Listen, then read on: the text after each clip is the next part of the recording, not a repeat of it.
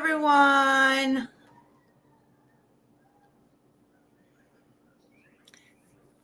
How is everyone?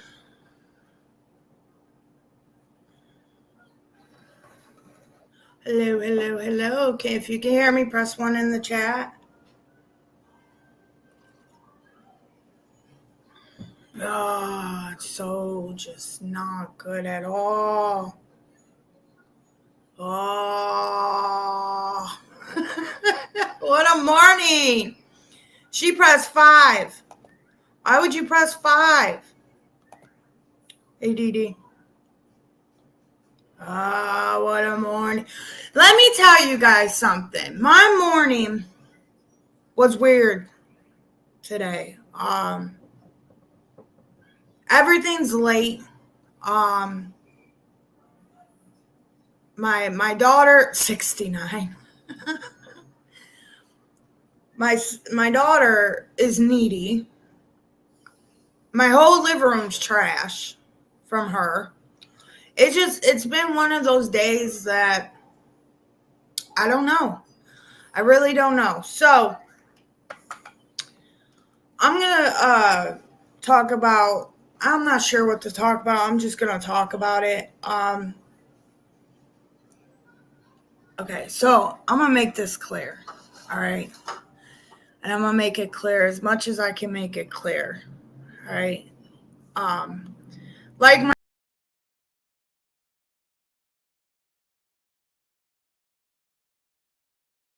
created. Okay. Did you guys hear that? If I remove my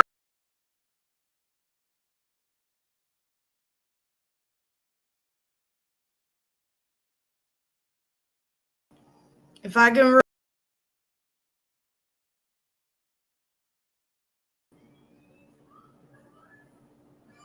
let me know if you can hear me.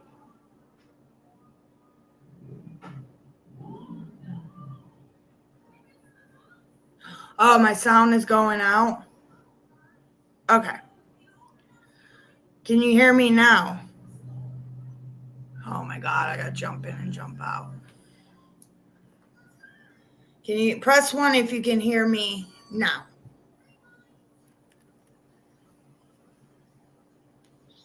So you can hear me now. Okay. So, all right. Hi, Shay. Hi, girl. Hi, girl. Hey, girl. Hey. Hey, girl. Hey. Hey. How is everyone? It's Jeannie's fault? It is Jeannie's fault. It's always Jeannie's fault. We all know this is Jeannie's fault. Okay. For one, let me make it clear that I don't know. I don't know how I'm going to say this. Okay, I'm making it clear. I've had my channel since the middle of December, okay? And I'm tired of hearing, well, you go to Natasha's to take her subs. I don't go to Natasha's to take her subs, okay? I go to Natasha's because I made amends to her and I like her community and her. I go to Dorothy's chat because I like her. I love, like her, love her. And I've always been with Dorothy. I'm not here taking anyone's subs. So I don't want people to feel that the reason I go into Natasha's or Dorothy's to take people's subs. Okay. I really want to make a foundation for my channel. And I want people to come here that likes me. Okay. Likes the channel, like the people. Okay. I'm not here to have a competition with anybody or anything else. So I want to make that clear. Okay. For 2, I'm not going to places and panel hopping and starting running my mouth and talking shit. Okay. I'm my own community community. I'm my own comedy person, okay? I make jokes. I run my mouth just like anybody else, okay? I don't panel hop. I don't go to chat to chat to chat. I have self-worth and I have integrity in what I am, okay? So I don't want people to think that I'm going to these 2 platforms that I go to get subs. If you like me, you like me. If you don't, you don't. That's it. I'm not going to sit here and sugarcoat shit.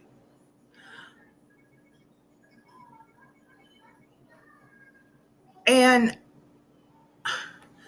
the thing is, I'm tired of like I don't do that. I don't broadcast my channel. I don't ask people to drop my link. I don't do that. I try to build something good here, and people want to demolish it or run their fucking mouths about it. Now, my mods don't know what is going on because I wanted to take this personally to the people who is watching that hates me or dislikes me or whatever the case may be. I might not be a relevant or a somebody, but I am somebody to somebody. Okay, I am a friend to somebody. Hi, Sailboat. You're right back to your name, huh? Hi, Willow. Hello. Hi, Rosemary. How are you today? I'm going to talk like this because these motherfuckers always got something to say. Like, why do you guys got to have something to say? Because I'm a channel trying to build something. People want to sit there and be like, oh, she's trying to take her subs. They're trying to build her channel off her subs. Like, no, I'm not. Hi, Lavina. Girl, I've missed you. If you guys care to hit that like button, I appreciate it. You can press the down button if you want. It doesn't work. It's like an English / my language in one voice. So people just create problems just to create them, and it's kind of sickening. And then they say, well, Cassie, Man Extreme, thinks everybody's talking about her, and she starts drama. Well, no, I don't. What I do is I say what's on my mind, and I speak it on my panel. Hi, Irene. Hi, girl. Hi. I'm going to make an Amazon wish list soon, if anybody cares. And I'm going to put down painting stuff and stuff for Skylar, if you guys care. But I don't know how to do it, so I got to figure out how to do it. Because I don't shop at Amazon. I am a broke brat. I'm broke. I have nothing. We are looking for spread love, damn it. Screaming out in the back. I spread love, damn it. Why can't we spread love? I don't know why, but we are so ass backwards. My picture from last night's painting was a wreck. I'm going to do something better. I'm going to draw out the picture and then I'm going to paint it. I don't know how to make a wish. I really don't know how to make a wish list on Amazon. So I have to figure it out. Irene gave me the idea and probably nobody will get anything, but that's okay. I don't want to make it. Let me put my banner up. If you guys care to donate to my channel. So if you guys don't know, I'm going to speak a little bit about my life. Is that okay? It's a 2-step process. Well, Jeannie, I will figure it out soon. Waves like Forrest Gump. You never know what you're going to get. You never know what you're gonna get. I put my PayPal and my Cash App up so you guys can donate if you like. But anyway, I have a few announcements to make, and I'm gonna keep saying it until August 14th is a Sunday. It will be a Monday in the UK. I am going live to talk about Lydia Sherman. I've said this for the last couple weeks. I'm telling her whole story, not just partial. So it's a lot of work I'm putting in this. And then on top of that, we are moving to, so when we moved, most of you were here, but when we moved into this house, we rented it. We rent out, and we rent it through an agency. And the agency moved on from this house, and a new agency took over. So when Thomas got in that car accident, he stopped working, and we went through, like, in our town, we have this place that helps us to pay for rent for like 3 months. So they did, right? Well, a new month came, and this is at the same time this new agency, whatever, came along. We got a letter on the door stating that we had to leave the premises, like leave the house. We didn't get a 3-day notice, whatever, who cares? So we got court coming August 15th. Okay. So now we are bum rushing, looking for a house. And right now, Thomas is at the new landlord's agency place, whatever it is, because now they go through agencies here. And there is a landlord, but they changed. That's what was different. The landlord of this house now, the new landlord, doesn't know what the place that Thomas went through to pay the rent. Okay? So now we're dealing with that. And hopefully, it all works out. But if not, we have to go to court August 15th, Thomas or I. And I think Thomas is going to go because I have, if my mods want to drop links, they can. Because I'm going to stay home with Skylar.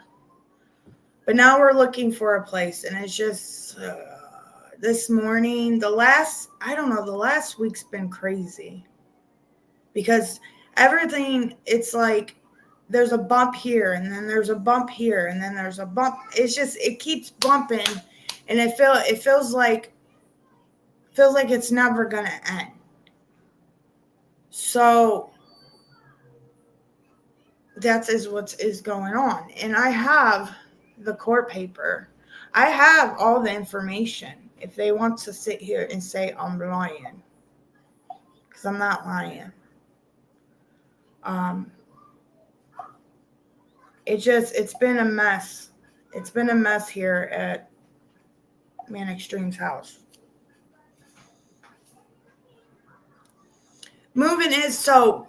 Now listen, we looked at a few places, and one of them are a double wide trailer. I love trailers. I've always wanted to live in a trailer. I didn't want to live in a house. I always wanted to live in a trailer. And we looked at this. It's so beautiful. It's beautiful. Like the floors, the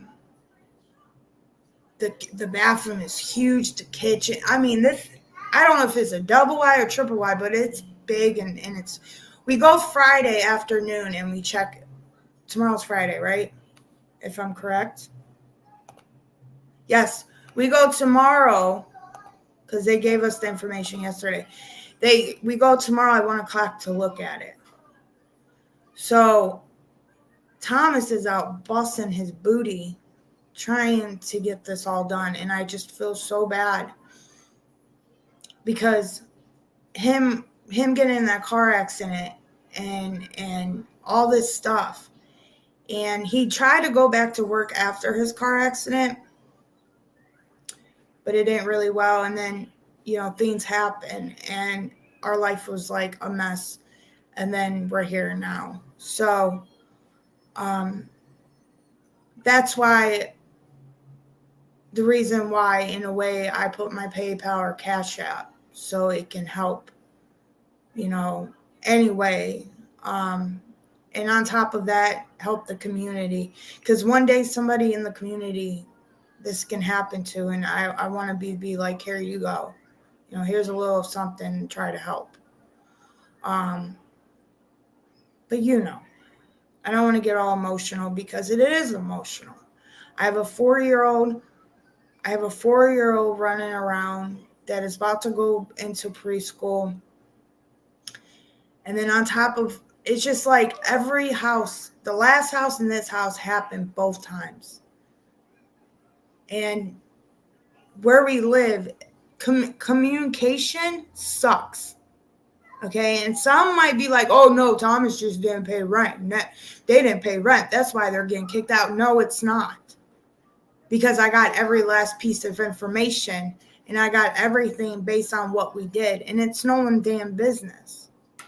But at the same time, it's like who I want to speak about this.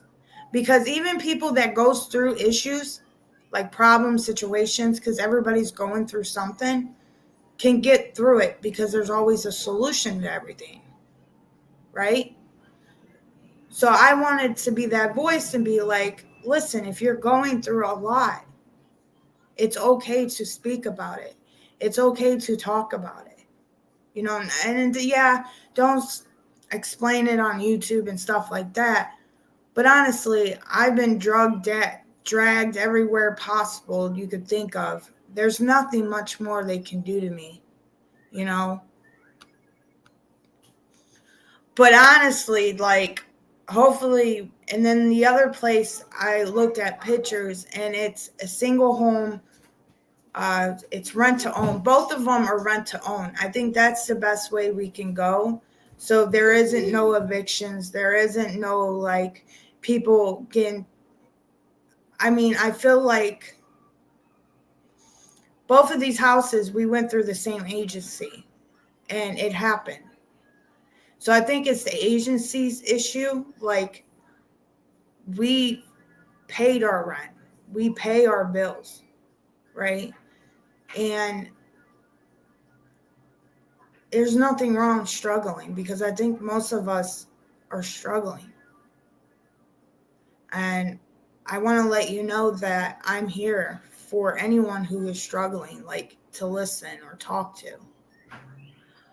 But I think so when we're right now, he's there with the landlord and with the agency people, and we're trying to figure this out.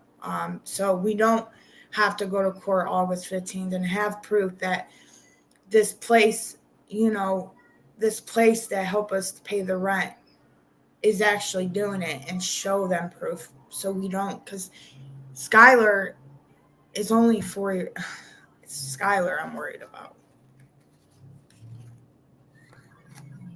Yeah. And that's what I'm doing. That's both of the places that we looked, and I told them, I said, and we looked up the housing market, and let me tell you, it's sky the fuck up. Like it's really high. And where we are at is the cheapest place to rent out. Skylar's saying hello, everyone. Say hi. Hi. Say high five. High five. I like her. Yeah. Yeah. Where's her go? Where's her? I don't know. Go. They're saying hi. What's down? Yes, so if we go to court, they will give us 30 days. But that's what we're trying to avoid. We're trying to avoid that situation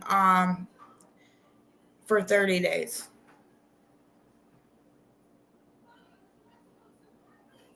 So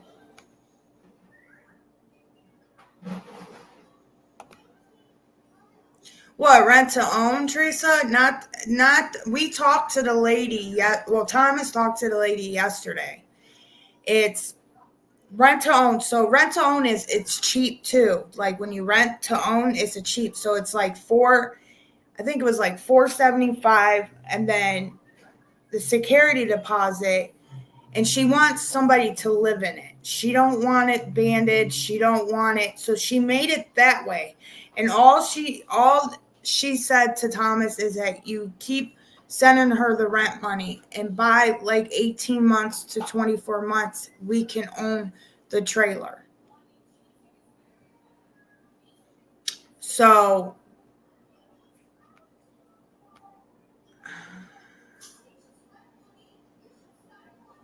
now some trailers you have to put down like 6,000, but you own it. Some are 6,000, some are 12,000, some are things like that, and then you own it, and all you have to do is pay property taxes. Oh, that's yeah. She's in the living room playing. Listen. When I started this, I said this morning has been one of these days that like the living room's a mess with toys and stuff like that, and it's like everything's everywhere. And then with everything that's going on, it just feels slow. It's like slow motion, if you know what I mean.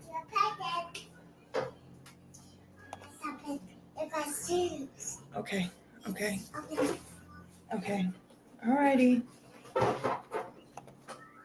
pray it all works out, Manic. Everyone else has fundraisers. Maybe you should do it. No, I don't want to do it. That's why my PayPal and everything's up. The monthly payment will be cheaper. Yeah. No, I'm not putting in a fundraiser because I don't have much people. Like I don't have many people to fundraise. I mean, I could put it on my Facebook, my Facebook, not Me and Extremes, my Facebook. But I did that last time and no one donated. So I just don't want people. I don't want to do it. I just don't want to do it. I just wanted to let you guys know, my supporters, what's going on. Quickly, several years ago, lease was up and we had to go. Thanks to the family, we did it. Stressful. Yeah. No problem. Okay. So I don't want people. Does that include the rent? What do you mean, Irene? So the lady said if you give first month's rent and security deposit, we can move in, right? And Catholic Charities and a few other places are going to help at this moment. Mind you, like I said, oh yeah, guys, I forgot to tell you.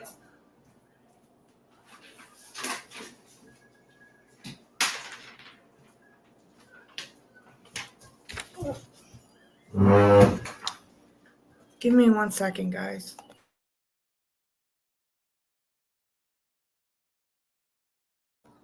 All right.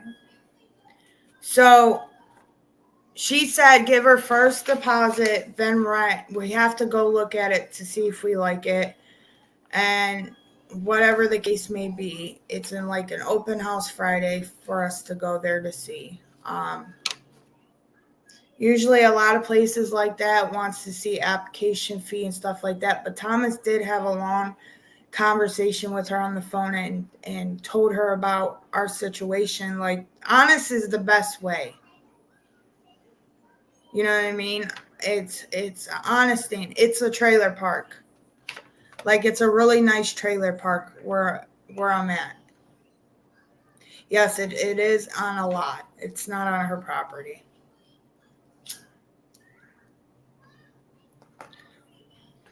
So yesterday, guys, I want to show you this. Okay. Skylar, your referral have been sent to Cleveland Clinic because I have to go there for genetic consult and vascular surgery and orthopedic surgery consult. So I have to call them to schedule a point with them to go all the way in Cleveland to get her checked out with her leg. So I got like so much that's going on top of Thomas has to make a foot appointment to get his foot surgery done.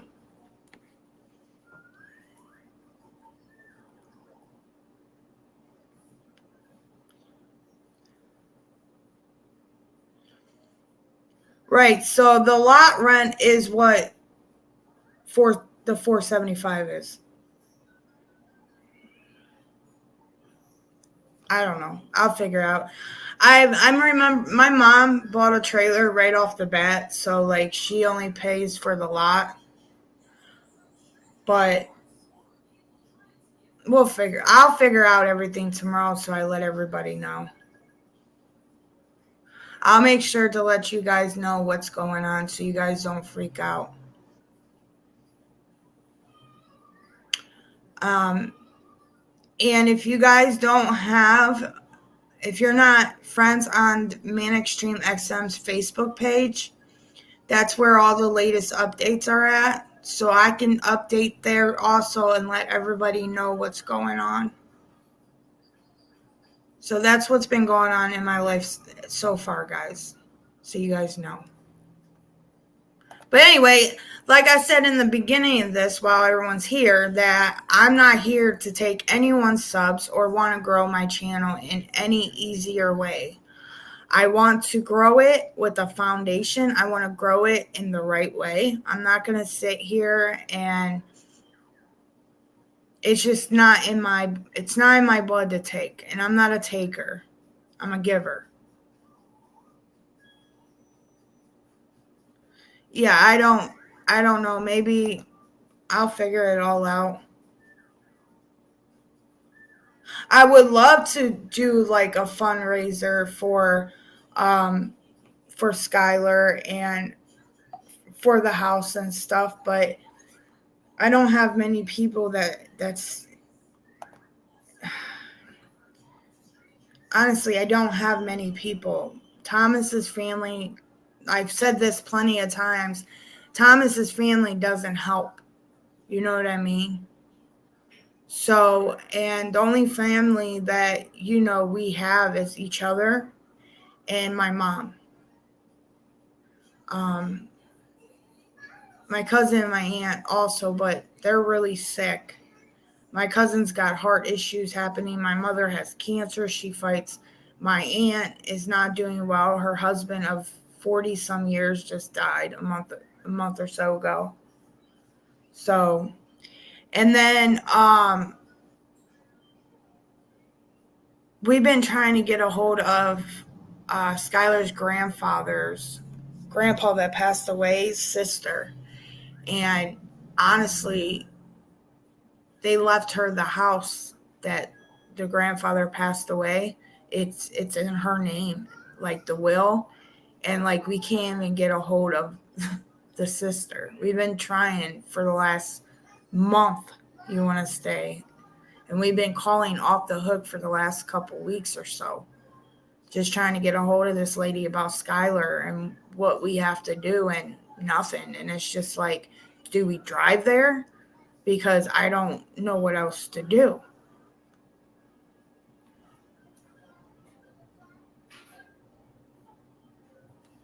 Yes, Teresa, I can see Irene now. She's right here.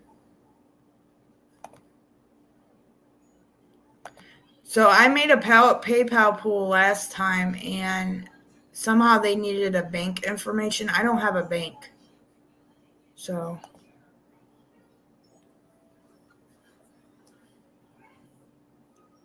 I don't know. And we went to Catholic Charities and a few other places, a church. The church that Thomas went to a few weeks ago, they're going to help. So hopefully we can get the help that we need. We want to do it all the right way. I don't want to be on YouTube begging. That's not my cup of tea to beg. But someone did tell me to ask for help.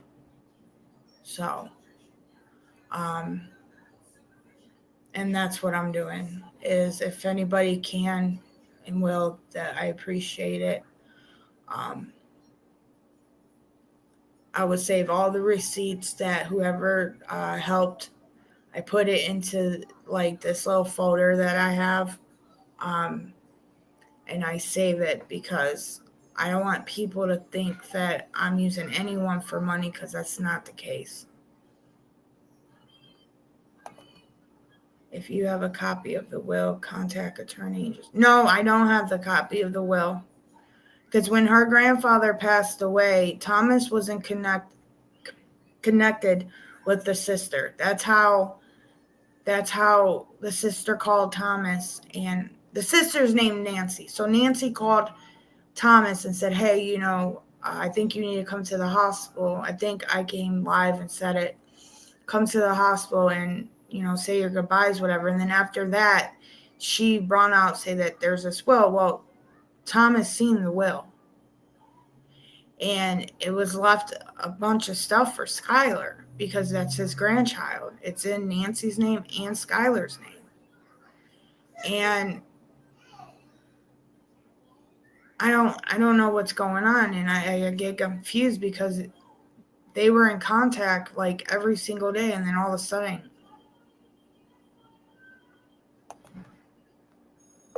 and we don't have it.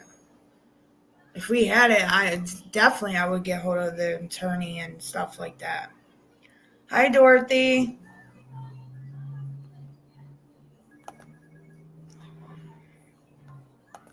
So hopefully things work up, and if you guys pray, please pray. Please pray. I hate asking people on YouTube for help because at one time I did, and the statement got put in chat. Teresa, I sent you money, and if you're in the background lurking, then you know who I am. Jeez. I'm not his sub. I heard Say Rob said he has a Facebook page just for people to post their fundraisers. I don't do Facebook myself, but I know you do. His times are tough, there's zero shame asking. Yeah, but I don't talk to Say Robbie.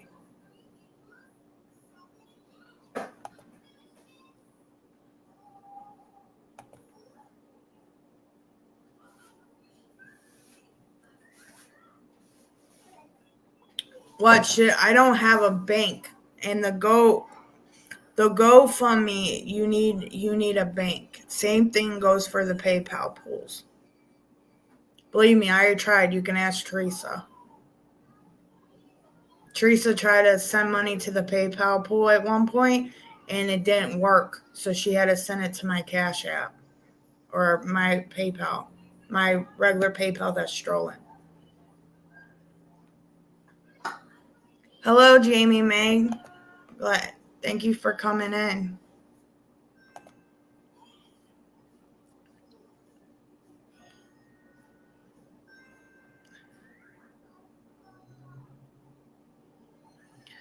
But anyway, I didn't finish the statement.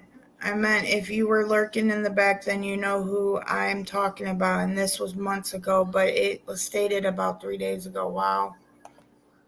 Of course, because they need people to have a topic. Like right now, whoever my lurkers are, they're going to talk about this.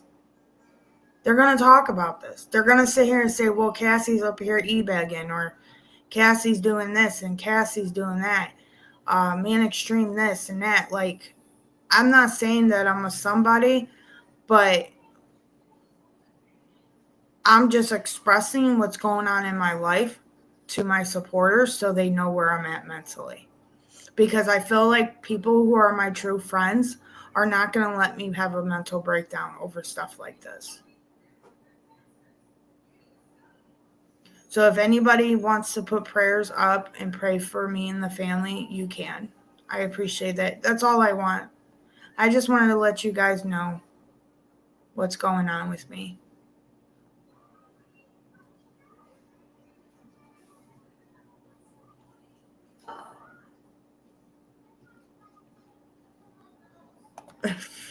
Thank you, Dorothy.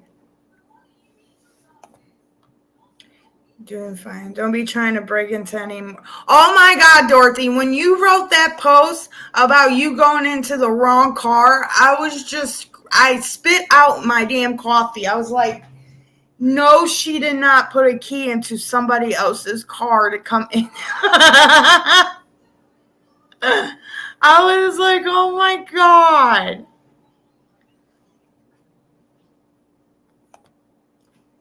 A few months ago, Dorothy, I went to someone's private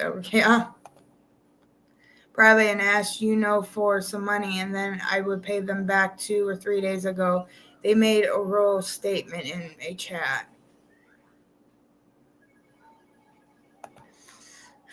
I couldn't even do it. That's why I don't really ask people for money on here. I'll be like, if you guys just want to donate, cool. But I don't beg on YouTube.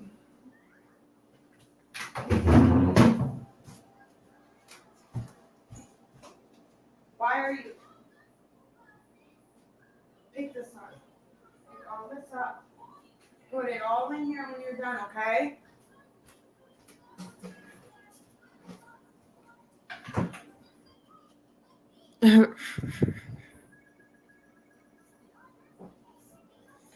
Hello, Corey. Thank you for stopping in.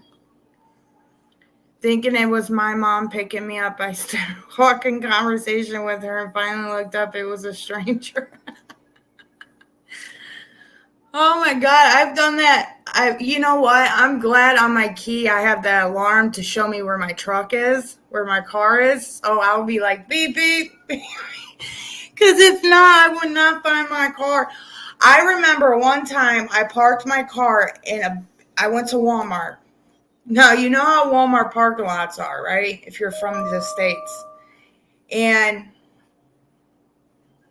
I parked my car, and I didn't have no beeper or anything. And I forgot where I parked. So I'm like going up all these damn like aisles of cars trying to figure out where my car is. And my car was like a Ford Fusion at this time. So everybody had this freaking car somehow. It's just one of those days that everybody had this car. So I'm going up in all these aisles and I'm like, where's my car? And it's like a regular it was a red car. So you know how many red cars there is. And it was just like nuts. I'm like, are you serious? Like it took me like 10 minutes trying to find my car.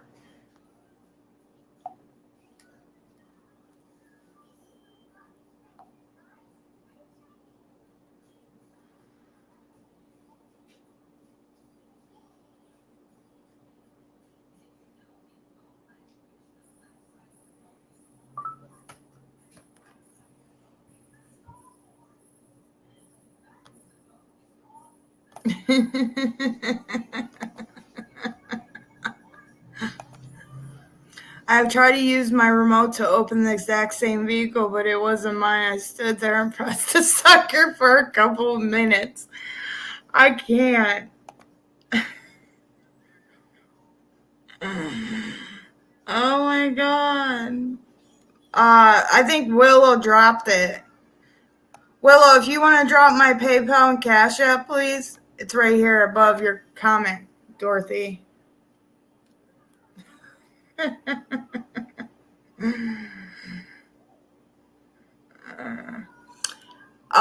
PayPal is at the symbol Man Extreme XM, all capitalized, and then my Cash App it's strolling against my but my links, Dorothy, are in my about section. I've done that too. There was a car sitting right. These are so funny. Sitting right next to mine, and they were identical, same color, same year, same make, same model. And I opened the door and got in the car and said, "So Teresa, you went in the wrong car? You went into the wrong car." But it was the same year, same model, and everything, and you got in the car.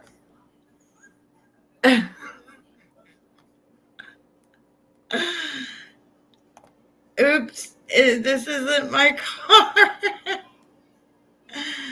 It was so embarrassing.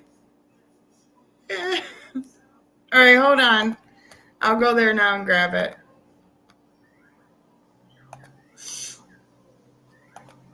Oh my God, those are so funny, guys. I'll be right back. I gotta get the link.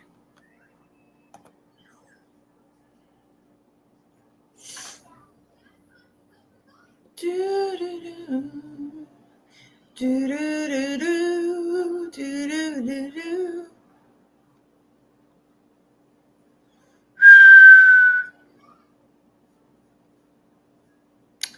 That's not it. That's not it. Nope. Hold on, guys. Give me 1 minute.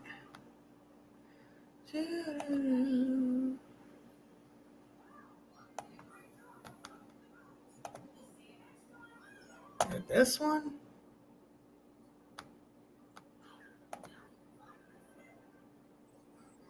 Hold on, guys. Give me 1 minute. I think it's this one.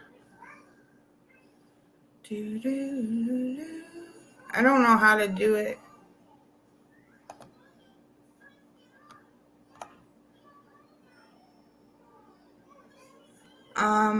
How do you get the link? Quest. Hold on, guys. Give me 1 minute.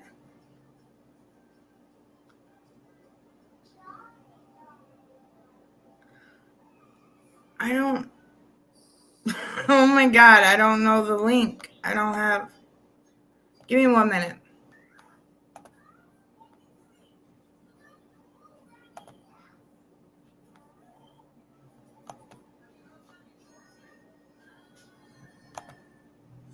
I think I got it.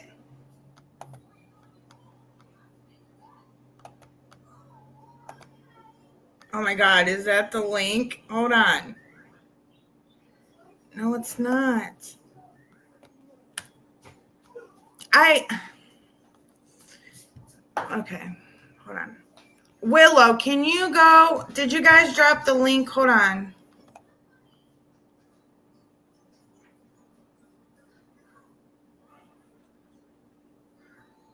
Okay, you got it from the About section?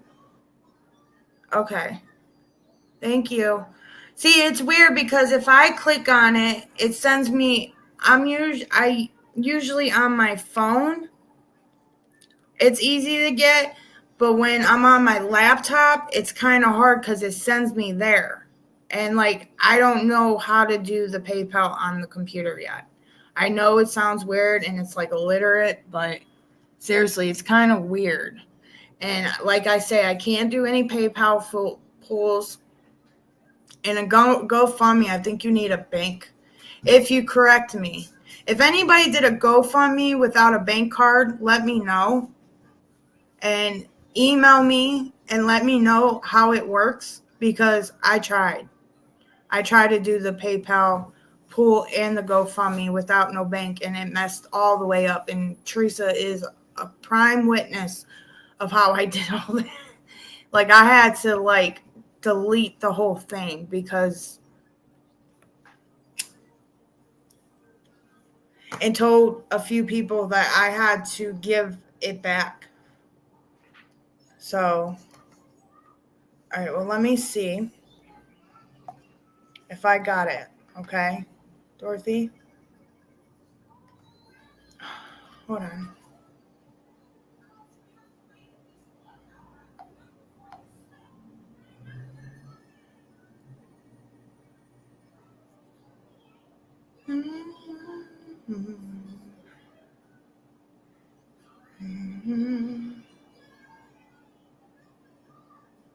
You sent it to the one with the hamster? I hope you did.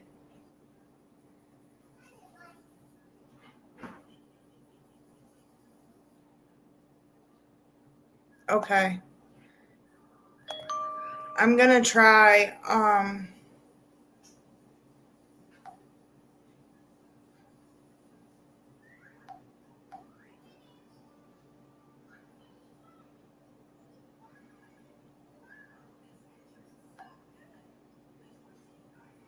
I'm trying to find it, Dorothy. I hope you sent it to the right one. Let me check. Oh my God.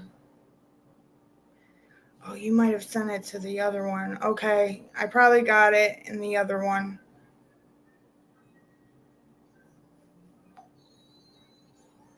Okay. My one that works.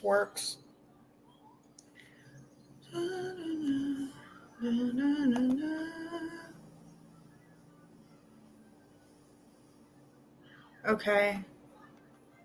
Give me 1 minute. I'm going to go there now.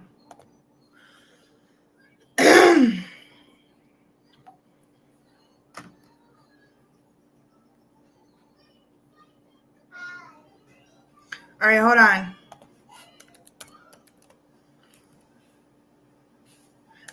You probably sent it to my old one. And I have my old card too.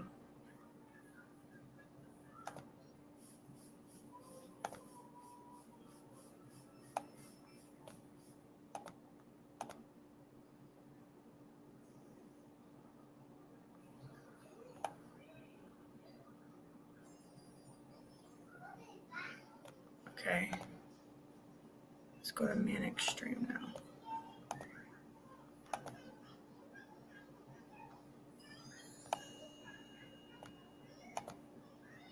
I can't stand PayPal sometimes. No, Dorothy, I don't got it. Either of my PayPals.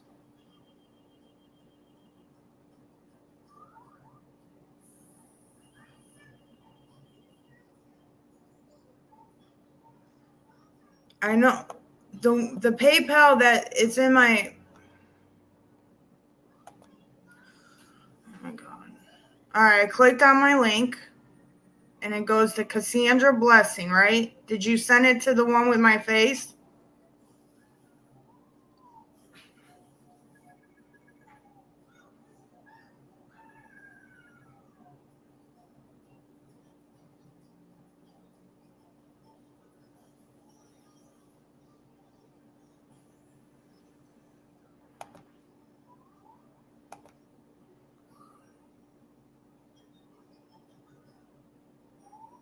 I'll probably get it. It's taking for a while. Okay. Is it the one you sent it with my face? Because that's the link I have.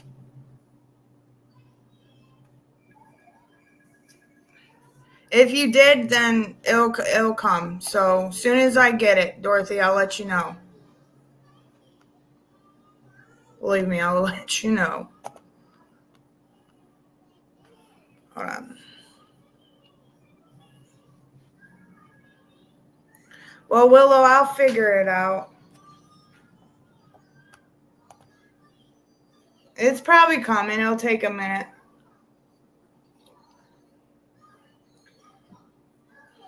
Okay.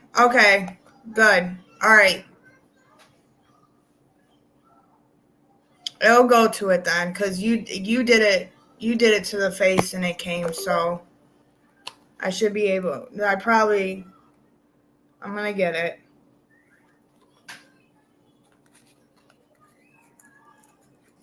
Okay, I will. And listen, Dorothy, the one you clicked on, it has my face. It works.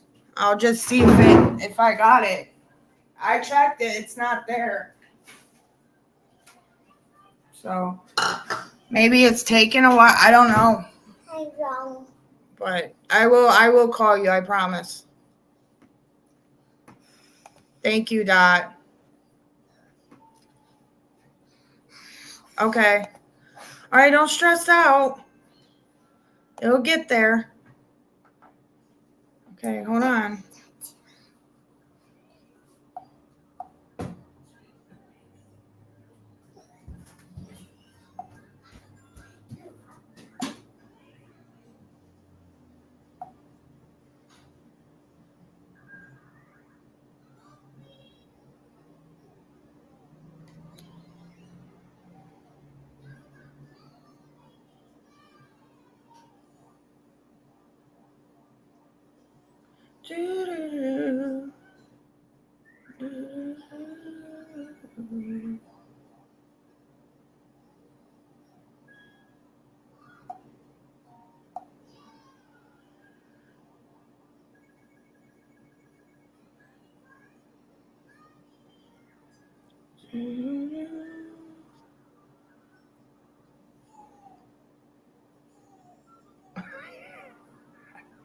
Here, I'm about to show you, okay?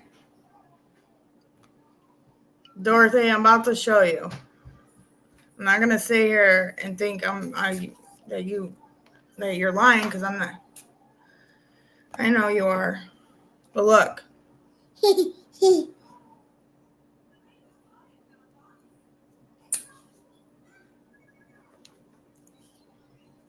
And there's my face.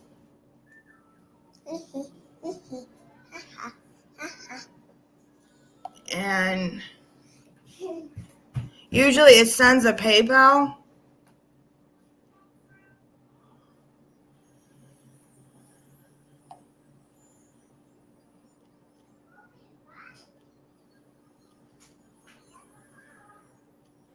See, I didn't get it.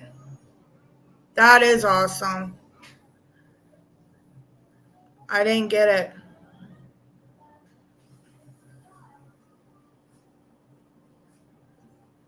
I keep refreshing it and I'm not getting it. I don't know. I don't want you to think that I have your money when it didn't come. I'm looking.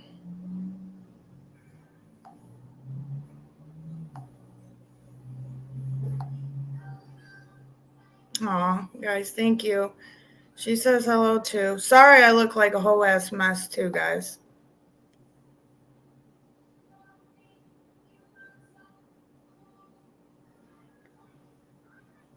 Yeah. I had a doctor appointment and okay.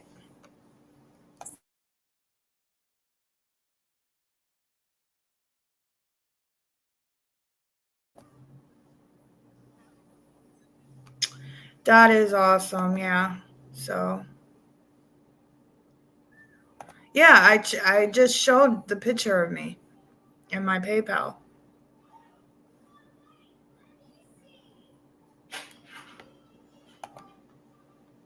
If it balls hot in the heat, I'm going live in a little bit. I'll be there, Dorothy. I'm gonna call you right after I'm off mine. Sorry, guys. I look like a complete freaking mess. I got a lot of work to do, and I've been stressing and stuff like that. So I wanted to pop on here and say hello to everyone and have a coffee time and talk and stuff like that. But yeah, Dorothy, I'll call you afterwards. And I love you. Thank you for sending money. I'll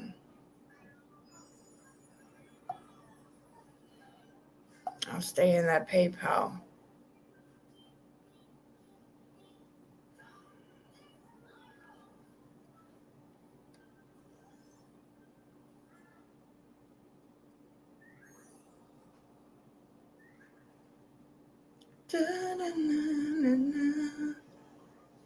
So Dorothy, remember? Oh, what's my Cash App? Okay, hold on. I'm about to put it in here now.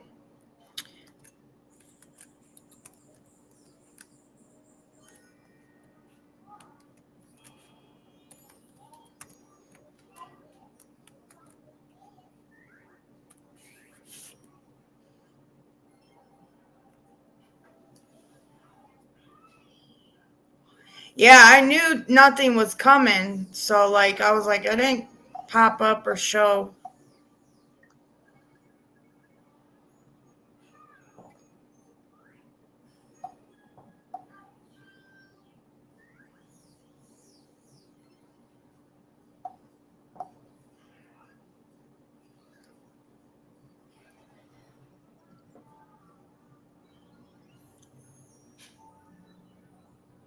I look like a whole ass mess in the StreamYard YouTube. I'm like a whole ass mess. I'm just playing. Yeah. So I'm thinking, guys, if you want to do game night one night, do trivia, I think it would be pretty sweet to do trivia again, get that whole game night back again, have some fun.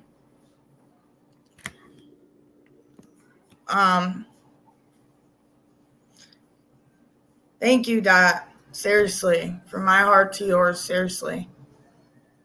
Really means a lot.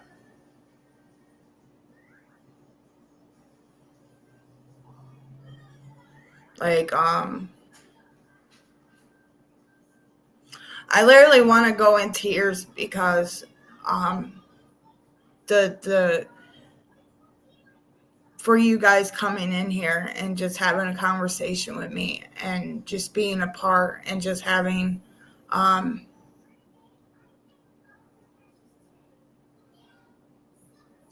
I want to thank you. Okay, Dorothy, I will.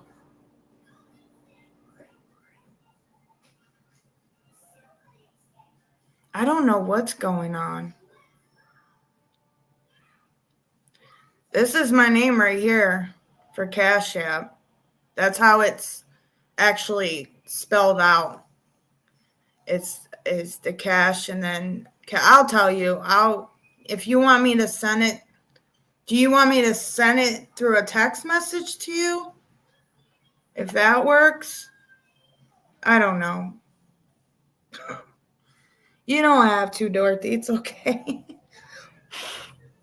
That's what I wanted to come on here to let you guys know what's going on, and I don't want you guys thinking I'm begging, because that's not what I'm doing.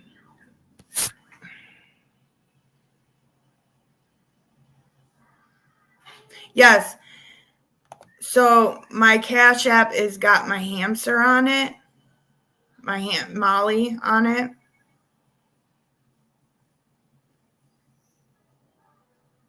So, and it's spelled like this. That is my Cash App.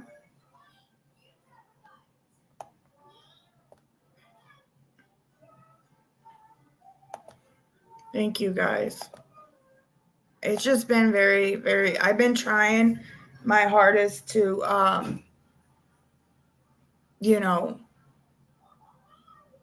be strong and be brave and stuff like that. And I just, I took a shower yesterday and I just broke down and prayed to God and to help me find a way to be strong for Skylar and Thomas in ways. Because there's days that I just want to break. But that's why I love the channel so much, is because when I come on here and I see people and I see my closest friends, like Teresa and Dorothy and Jeannie and Rosemary and Willow, and the ones that come in here, Irene comes in here every day or every time I go live, and they're here to support me. It means a lot. And I want to thank you guys, because if it wasn't for you guys, YouTube has saved me in so many ways. Without the drama and the chaos, I met, like Natasha said yesterday, if it wasn't for all this, I wouldn't met amazing people. I wouldn't be taught the things I did. And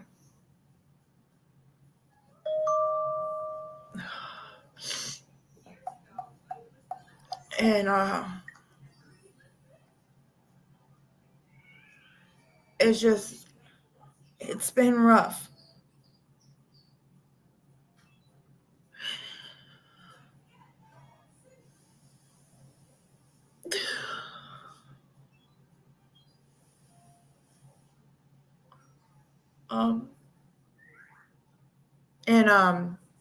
I don't know. It's just, without the drama and bullshit, I just feel like we are a good group of people, and that I see the good in a lot of people. And like I always say, when you shut that computer down and that phone down and you're with yourself, you think, how you treated others or said to others. And I have took back a lot of things that I've said on here, and I acted like a fool because I wanted to be liked. I wanted to belong, and I know how that feels for a lot of people that just want to feel belong. And I want to be one of those channels that if you want to feel belong, you can come here. Um,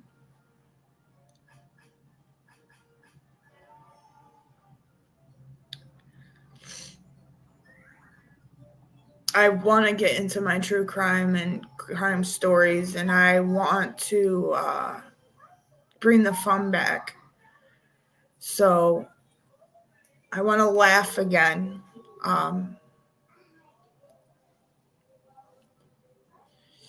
So I'm going to bring that back. I'm going to bring game night back. I'm going to bring back the fun of everything because, yeah, drama sells, but it gets overwhelming. It gets over it. Like, there's enough channels out there for that. And if you just be a part of something, you know what I mean?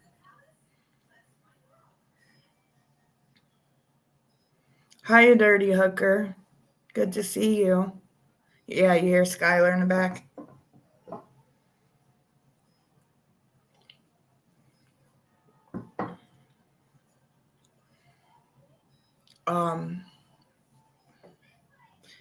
So if anybody wants to come up, you guys can.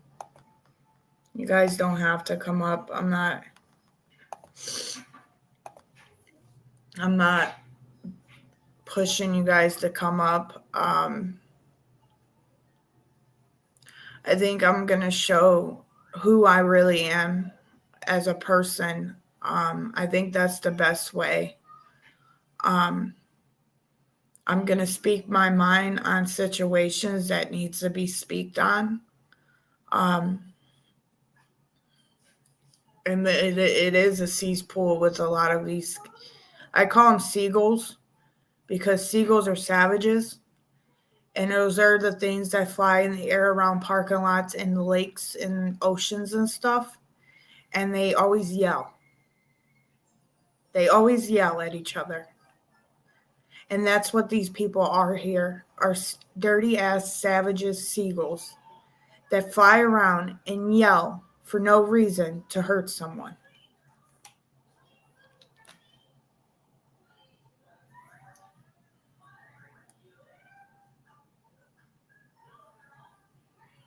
It's nothing but drama. It's nothing about bullshit. You can have drama, but why does it got to be hurting people? All that shit with the merge situation, it's disgusting. It takes that much of people to be involved to hurt someone's life for what? Right?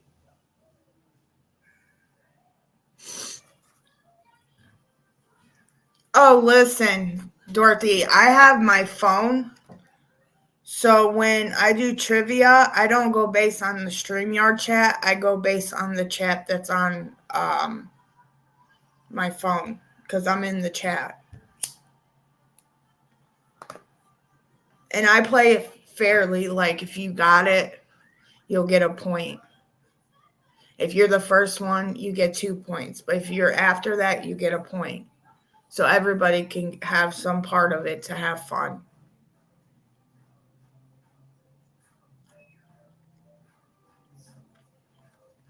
And it's just, there's real topics to be talked about, and nobody wants to talk about it, like the whole cancer situation. I have two parents. All of a sudden that cancer shit stops talking. I have 2 parents that has real cancer. I can show you what it really looks like, what cancer looks like on somebody. It's just, and then what country joke does. That's not talked about. what these other subscribers, because subscribers can have a big part into the creator's bullshit.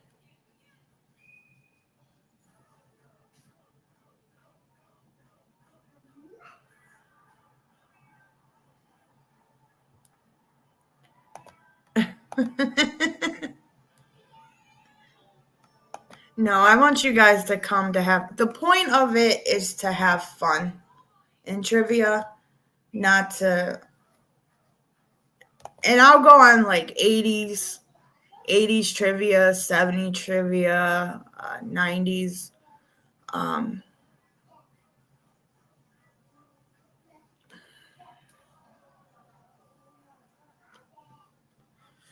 So, and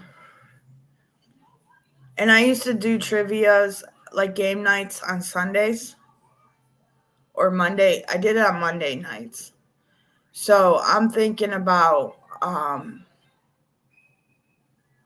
sometime in around Monday afternoonish, maybe 2, 3. I want to do it at night, but I'm with my family at night. That's why I do everything during the daytime. And if I get a chance, I do a late night live or a night live. So,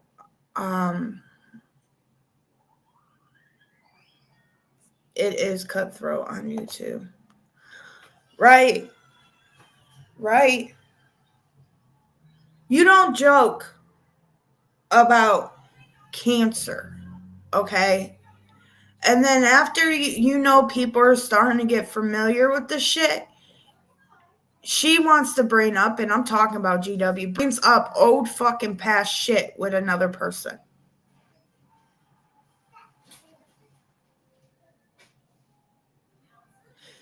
Look what Country Joke did.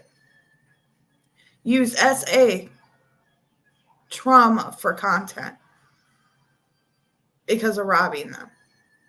It's disgusting.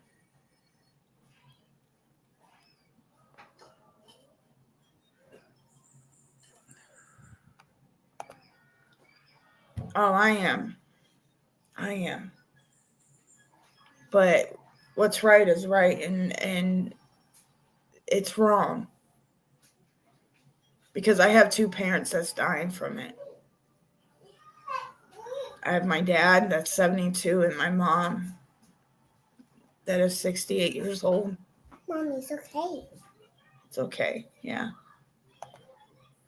Let me sit here and say I have fake cancer and bet you I'll be the fucking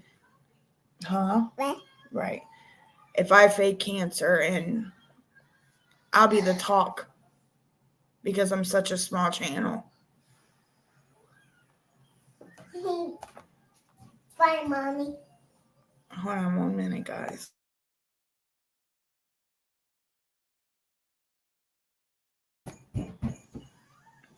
I took care of loved ones with cancer until their last day. It was my brother died from brain cancer in 2012. My mom's been fighting cancer for the last 12 years. My dad just found out he had cancer last summer, prostate cancer. My mom has breast cancer. 8 years ago, one of her tits got removed. And she's been fighting this ever since. In the last, 10, 12 years, my mom was clear of it for only a couple years and it came back stronger.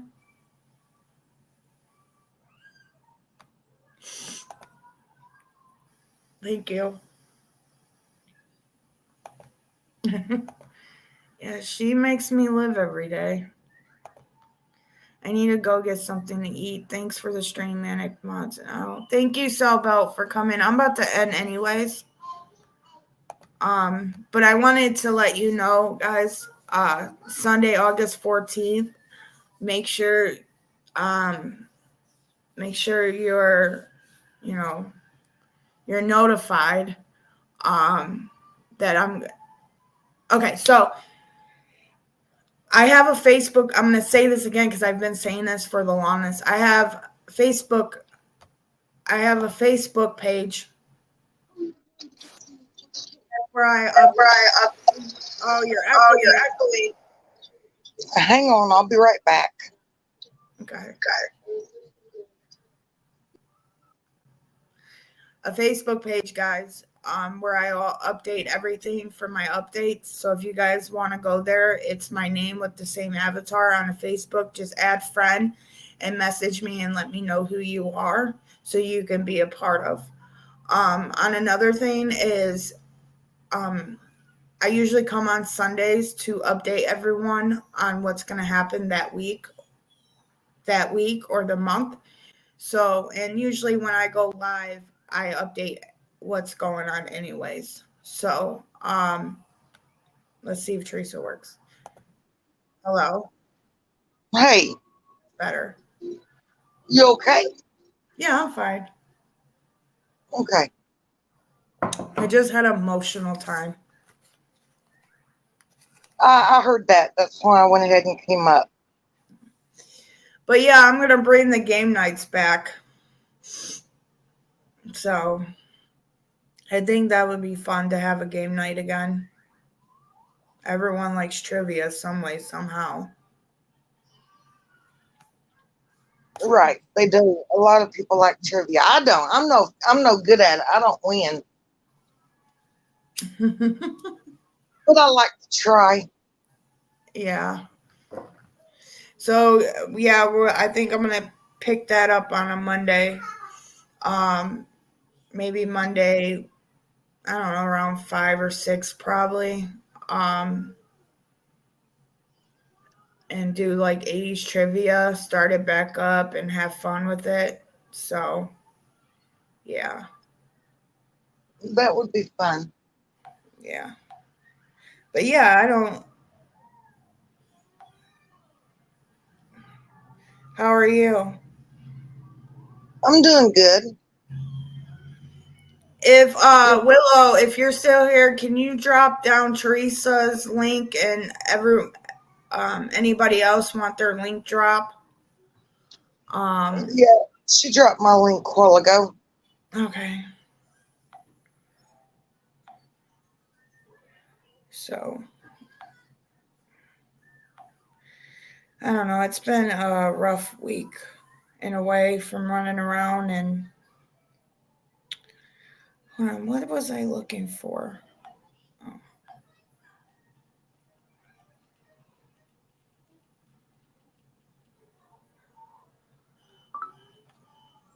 Cancer is hideous disease and has affected most people's lives. Yeah.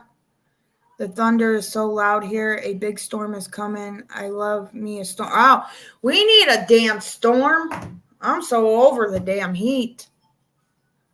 The Christine. other day, I thought we were going to get a storm, and all it done was thundered and lightning. We didn't get no rain at all. Right. Christine, what are you doing? I miss you. I'm like, hello. I want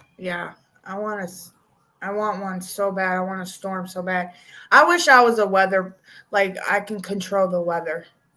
Because I'll be electrocuting a lot of mother hunters. Sure would. Lighting their asses up. Isn't that right, guys? Lighting their asses up. You darn Skippy. Yeah. I mean, I wouldn't hurt them that bad, but I would, you know. Loud them up enough to where they can feel it. Yep. I just got. Cassie is almost at a 500 for her community, only a 100 away. Yeah. It's going to take forever to get that 100. You've only got 100 to go? Yeah. You're higher than I am. I've got like 300 to go. I didn't know. Listen, now they show your subscribers because I had them hidden for a while. They started that. Yep. And I was like, I'm at 400 because I haven't been in my YouTube. I went in my YouTube studio yesterday and I got real excited. Like, oh my God, I got 400. I was like, where did that come from? And Thomas looked at me like I was weird, but I was like really excited. I'm like, oh my God, I'm only 100 away from a community post. I'm at 267. I was like, no, you don't have to, Dorothy. You don't have But I to. don't never go live, so You need to start going live. Like, you need to start. Like, you need, if you want, I want you to start going live so you can get your channel back. I know it. I'm still kind of gun shy about going live, but I do need to start. I have a few times I've went live. Maybe me and Dorothy, if you want, we all should talk and we should do a panel on Teresa's live one day. You think that would be good? Rosemary, I don't do the paranormal.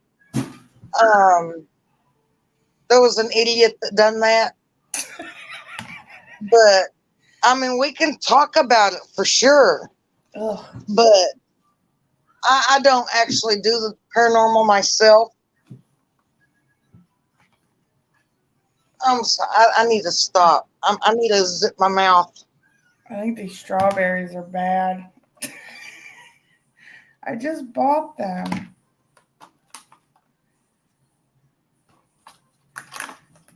Dorothy, the first time someone tries to start crap, it's an automatic block. I'm not going to put up with it. Thank you, Rosemary. You guys don't have to, please. Yeah. Well, maybe me and Dorothy can go on your panel one day. We'll do a thing. That's up to Dorothy, though, if she wants to. I don't have a community post, but I'll use the Facebook for it. And I'll, put it in the, whatever, to let people know Yeah. live. I think I know who the idiots are. I mean, we could do that, That's my strawberry. See, that will be fun. So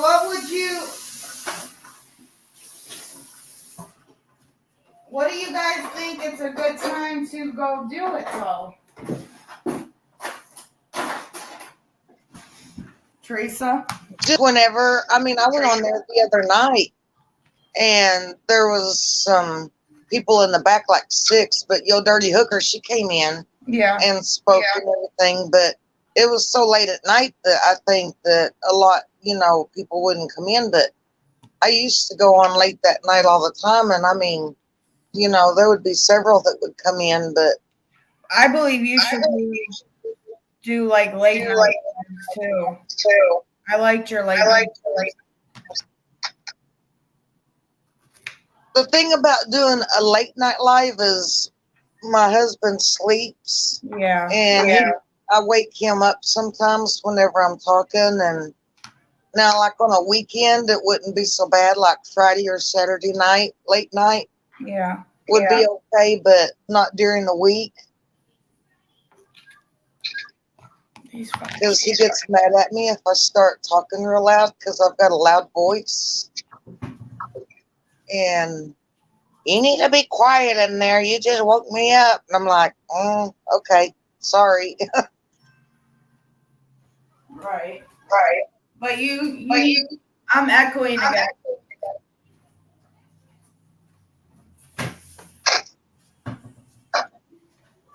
Are you echoing or am I echoing? I'm like you're echoing.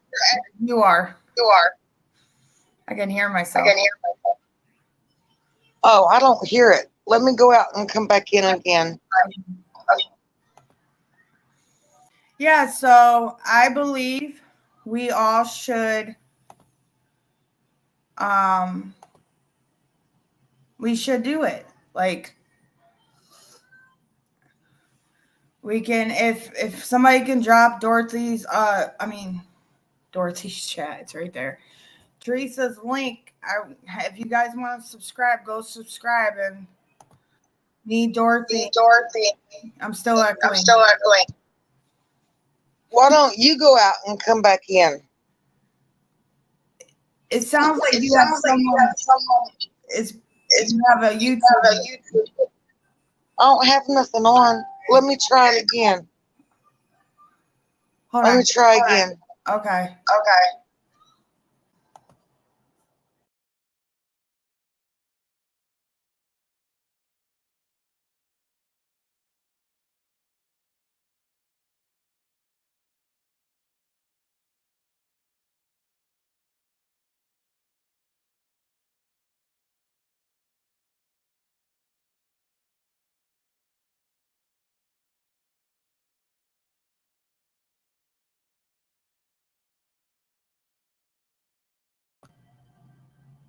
I'm not echoing, am I?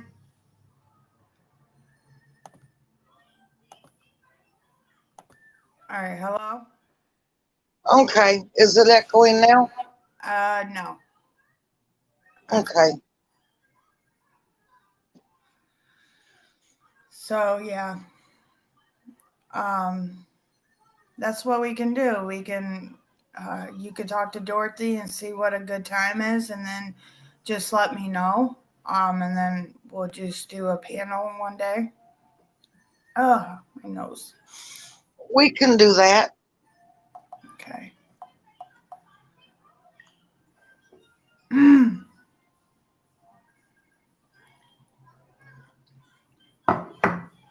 Hold on. Wait, let me read.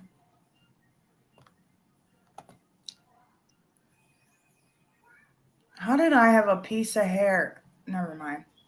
Teresa Smith. Block. Don't let the troll stop you.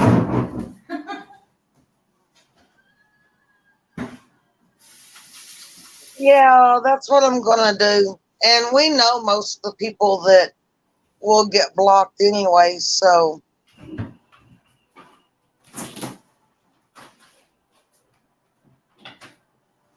That's what I did. I started blocking motherfuckers because, I mean, there's only a few that blocks, and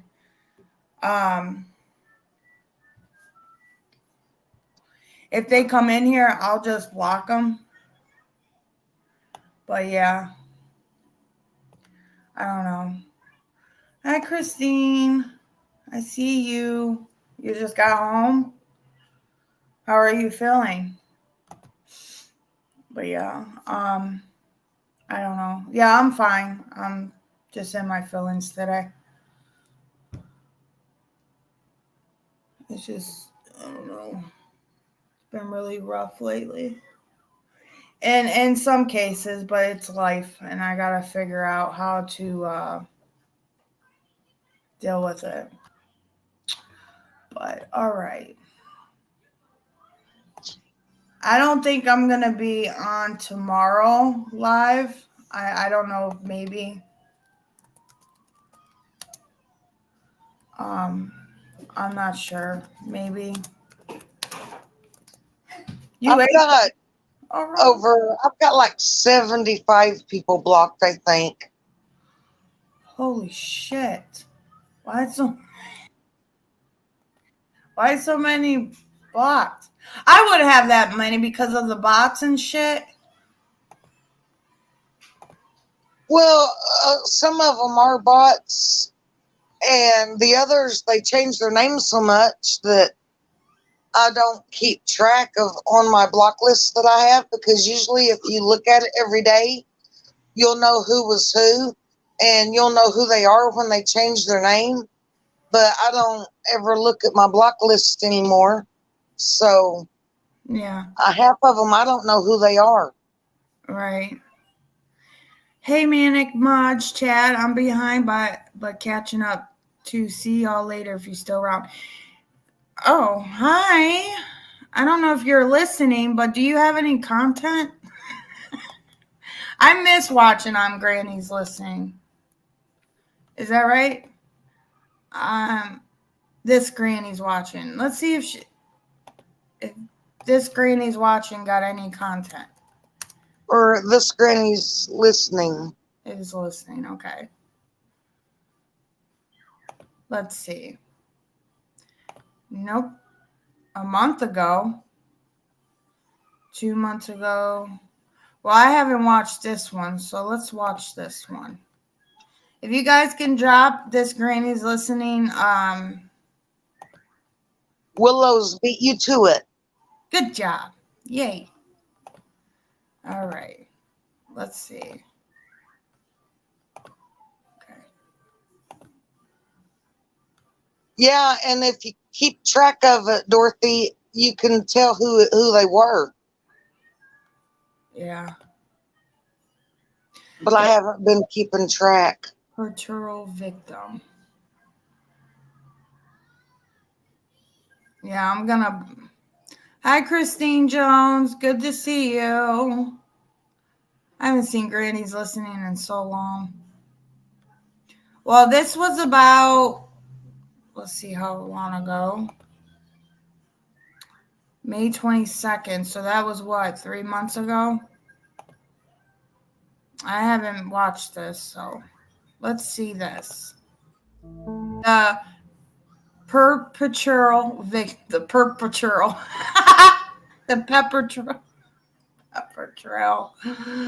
The victim, there it is. The perpetual. I can't even say it. Perpetual victim. There it is. Perpetual. Perpetual. I can't get the A or L together. Perpetual.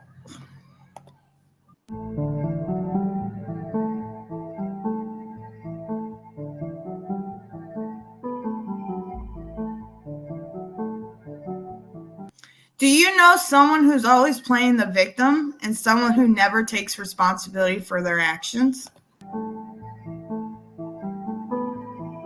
Anyone?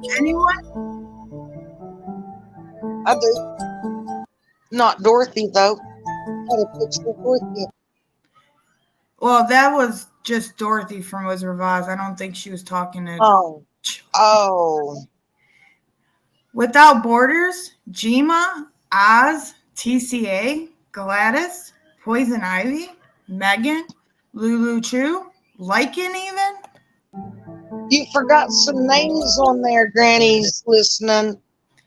P.S. I'm sorry you all got blasted yesterday. Oh, this was around the time that she called everyone out. Granny GW called everyone out. Then you know how exhausting it is to listen to these endless tales of woe. Bad things just constantly happens to them, don't they?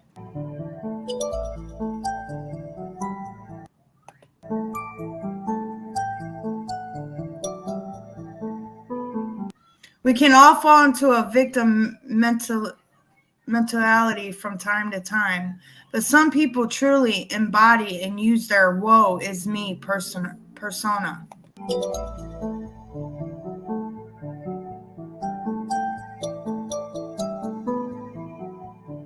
Not only are they never responsible for their actions, but they also actively shift blame into someone else.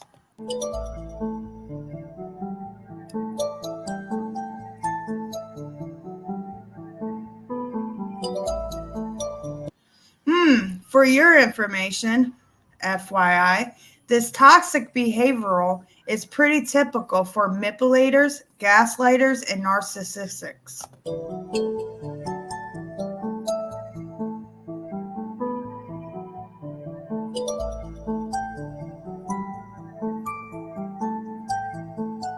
It's important to note that those who have truly been victimized or traumatized experience profound powerlessness that isn't intentional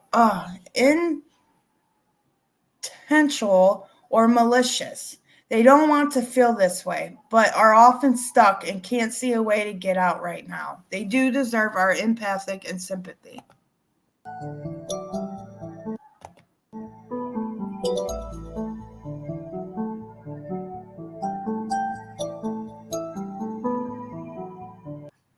Those playing the victim shift into victim mode whenever someone questions their motives or behavior. Sounds familiar yet?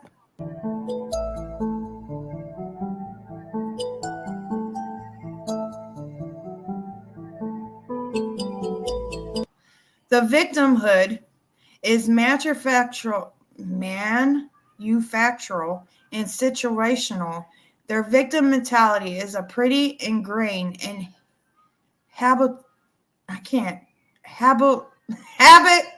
habitual behavior.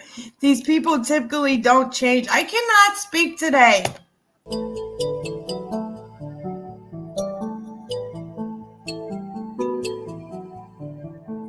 Playing the victim is their MO. They perfected in for years. It always serves them well. Gosh, it's this right here, right now, is what we're going through as we speak.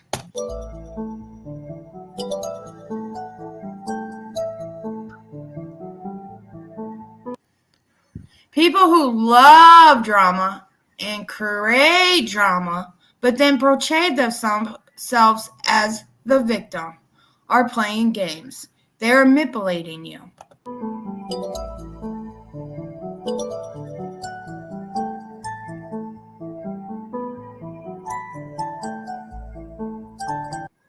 Dealing with the perpetual victim creates some distance. It's been exhausting. You are probably feeling anxious, frustrating, and even physically unwell. Limit your exposure to the victim. Don't call them out. Don't confront them. Be subtle.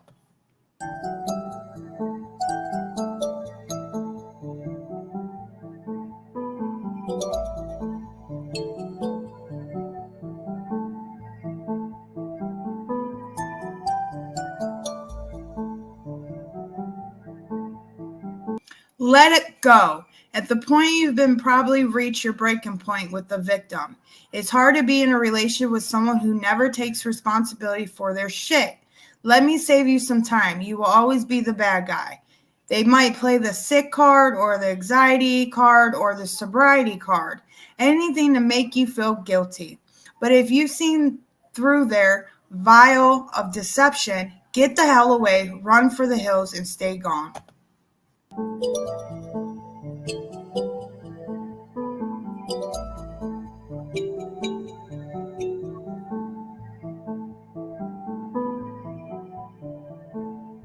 Ever notice how certain people blame everyone else for their problems in life, yet never realize that they are the common denominator in all of it?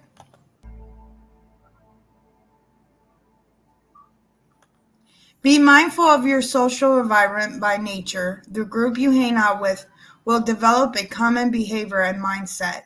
This behavior usually gravitates towards the lowest common denominator. Choose your group wisely. Amen to that. That one's the good one. I like that one. What do you think? That one right there was right on. Right on.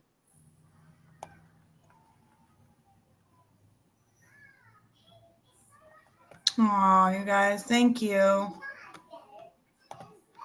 right, right on. And it's exactly, that was, what, 2 months ago? And that's exactly what we're going through as we speak with these other creators that sit there and dog people. Wow, there's a lot that she did and I missed.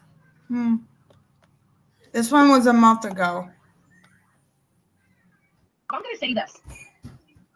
I don't give a fuck who that woman is. I don't give a fuck that you photoshopped my photo on there because I'm confident in my recovery. What I care about is the constant addict shaming. That's what I care about. How dare you? How dare you, you alcoholic? How dare you, you alcoholic? How dare you, you alcoholic? What I care about is the constant addict shaming. That's what I care about. What I care about is the constant addict shaming. That's what I care about. What I care about is the constant addict shaming. That's what I care about. How dare you? How dare you, you alcoholic? And they're literally pointing out the behaviors of others that they themselves display. It's just pointing out their hypocrisy. The irony, Penny, the irony. Or stand by and either staying silent or condoning it is really truthfully shameful, because when it happens to you, just remember that you sat by and or accepted it, and now that is what is happening within this community. Well, you know what? There's enough awareness and clip channels now that we know. Well, it needs to stop. And if people keep condoning it or excusing it or justifying it, it will never change. It will never stop. I'm going to say this. Hold on, let me go back. I don't give a fuck who that woman is. I don't give a fuck that you photoshopped my photo on there. Justifying it, it will never change. It will never stop. So let me explain something with somebody that is in recovery. And this statement right here is exactly what I am. An addict every day, but today I have the choice to be a recovering addict. I will make the choice each day by staying clean and working recovery. Diary of an Addict. And that is a true statement. There's a difference of being in recovery than being clean. Okay? There's a difference between sobriety and sober. Sober is just you're living and existing. Okay? Sobriety is where the action of you keeping your sobriety going. Okay, recovery is when it's all action when it comes to being a recovering addict or alcoholic in the rooms. Okay?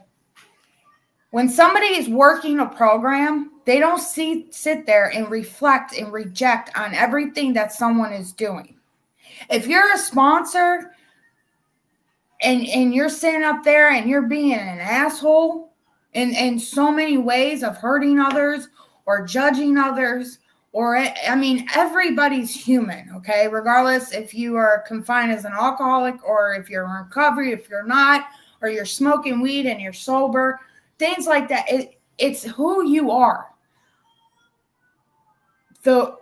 There's steps of being a living human being, because when we're out getting high or drinking, we're just existing in life. We're just a body of a shell of a human being. And we got to fill that shit up with positivity, love, peace, serenity, a decent human being in society. And when you continue to keep poking the bear, what's going to happen to the bear? It's going to charge. It's going to react. People in recovery don't fucking act like that. Let me say it again. People like that in recovery does not act like that. People who are working a program where she states that she's working fuck shit. Let me tell you. People's recovery has their own path, okay? That's why you ain't supposed to take anybody's personal inventory when it comes to if someone's working a program or not. Everybody's down the same path. And us recovering addicts and alcoholics, we all know what the pain is. That's what we get along with if we're working the steps or we come in the rooms, and we know what that pain is, that helpless, that hopelessness, that loss. We know what that's like.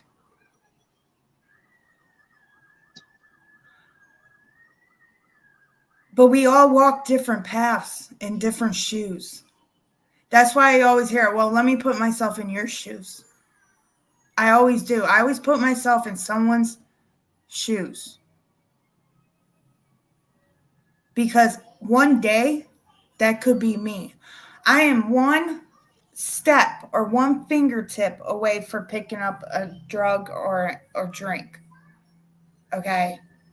And a lot of us, myself included, will forget where we come from, what that pain was like. I'm 2.5 years sober, right? I'm almost having 3 years in November.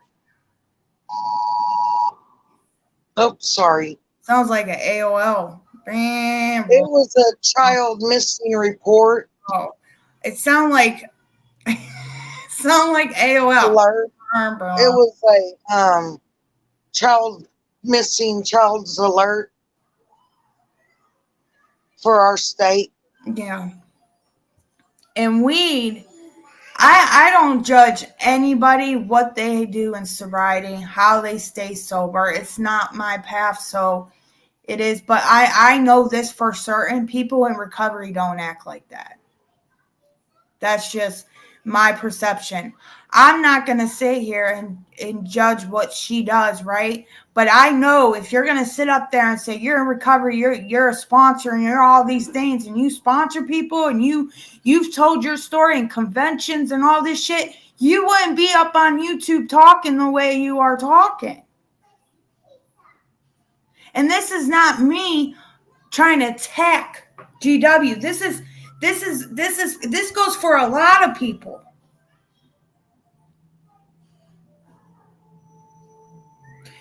People in recovery who works the steps, are a sponsor and stuff like that, takes that offensive sometimes. You know what I mean? Like, I get pissed off. I do. Because this is what saved me. I'm passionate. I might not be in a meeting, like a physical meeting, for a very long time. I went in probably a couple weeks ago, a week and a half ago or something like that. I went with a friend. And I haven't been in a meeting for a long time. But I do my online meetings. I do keep in touch with my sponsor. I'm actually going to go through another 4-step because I have so much resentment and so much guilt and so much shame. Even in sobriety, I'm doing it. Because I have to clean out the dirtiness and whatever that's keeping me the way I'm going. Or it's going to kill me. See, I'm an open book when it comes to a lot of things. I'll tell you about my life. And I will put everything on the table. But I'm saying it. So if somebody else says it, then they just heard it off me and they're just going and making their own shit up. And that's the best part because I'm saying it. And like I said, when I came back here and I started my channel again, I will say shit on my panel. And that's that. You will not see me go on a panel and talk about shit anymore. You will see me on my freaking panel unless someone says, hey, Cass, I need you to come on panel and I want you to share your own opinion or experience on something. But I'm not just going to pop up on a panel and be like telling, and if I have no part in it, like I have no like I don't know what's going on, I won't talk about it.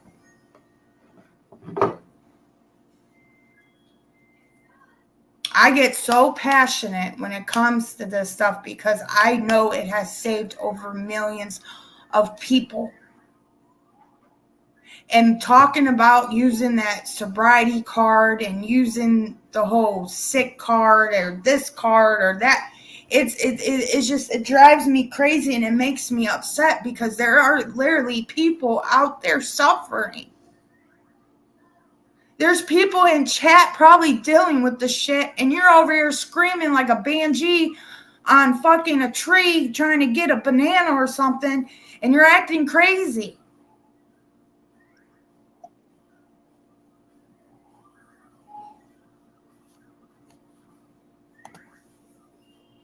No one's fucking mindful of shit they say.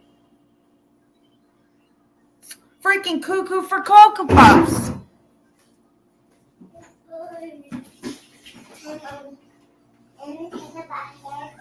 Yes, Skylar. You want to see it over? No, it's not over. You're live. You're talking. I see over here. Skylar. Go watch your TV shows. No. Please go watch your TV shows. Quit telling me no, stomping your feet. You hear that? I got a 4-year-old that stomps her feet now.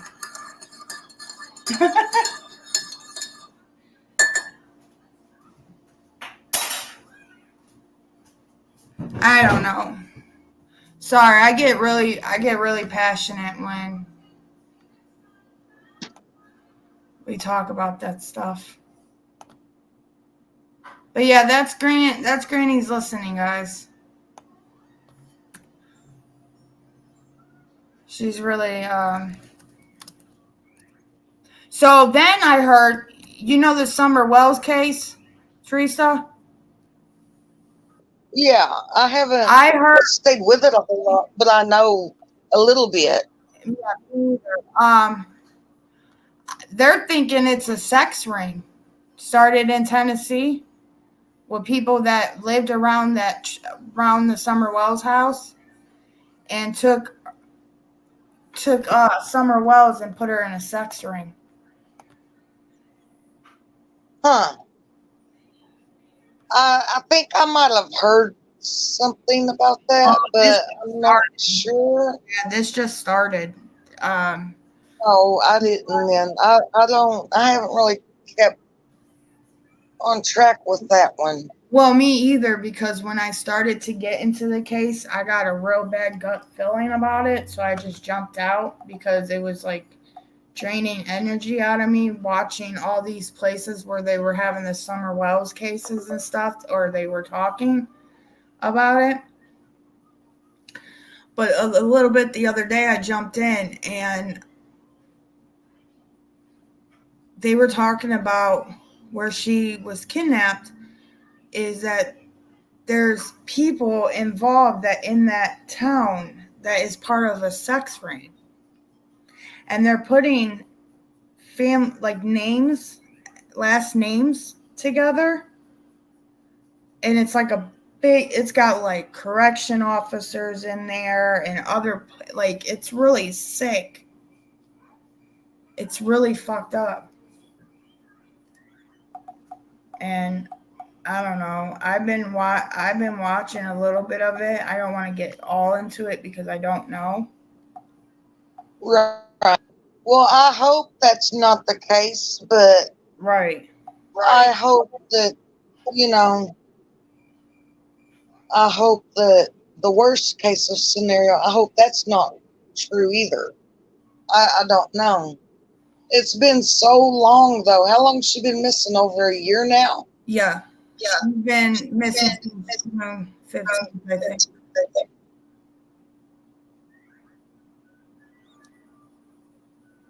You're right. And there it is. I'm echoing again.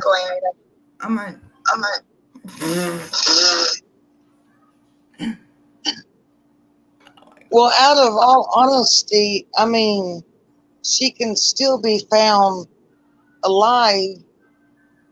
I mean, they say that the first 48 hours is the most crucial time when someone goes missing. Yeah. I had a friend, but she wasn't young. She was an adult. She went missing, and it took a year. And there was a rabbit hunter that went out and found her lunch bag and found her purse and stuff and found her doctor's records, and it showed that she was pregnant. And when they found all of that, then it took another year, and they went out there and they found some remains, and it was a rabbit hunter also. And it was at a lake, and what it was is she was in this bush, and at the time the water was high and she couldn't be seen because that bush was holding her under. And once that water went away, they found her remains, and they found part of her scrubs, because she worked at the hospital here. And after they found all of that, and they sent all that stuff to Texas, and it took several months to get that stuff back. They even had to go do a DNA on her older son to try to get her DNA, and they still don't know who did it. And it was 2015 when all of this happened, and they still don't know who did it. Right. I'm echoing.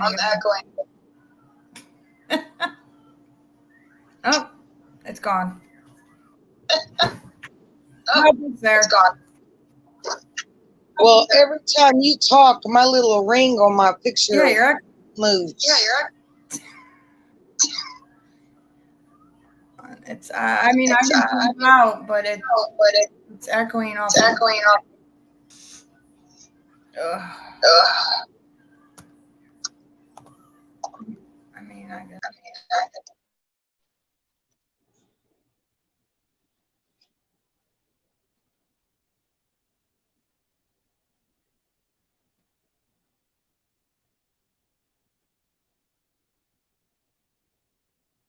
She left, guys. It's all us now. I'm not going to drop her rope to climb back up. She's going to have to figure it out on her own. Aye, there she is.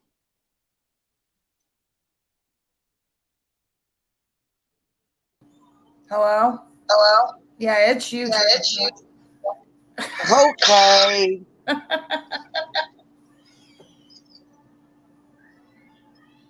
No, I'm still here. I'm still here. But yeah, so I'm not sure if I'm gonna go live again tomorrow. I mean, we can go live, just to chit chat and stuff. I'll figure out some topics to talk about, maybe a little bit of recovery, maybe a little bit of mental health or whatever. I hope you're not echoing. I hope I'm not echoing either. There you are. It's like if I'm on my phone for a long time, this has happened to me. I'll be on panel. I was on panel on my phone one time. For a minute, if you're up there for a while, it'll sound like it's robotic. And then you'll start echoing. Huh. Yeah, it's like weird. But yeah, Willow, it is sad, because I mean, yeah, everyone thinks that they know who did it, but they're not. And they have questioned the two people, but they're sticking with the same story that they've been telling for ever since all of this started. So nobody even knows, I mean, I don't know. It's just, they're not even trying to, it's like they swept everything under the rug and they're not even doing anything about it now because it's been so long ago.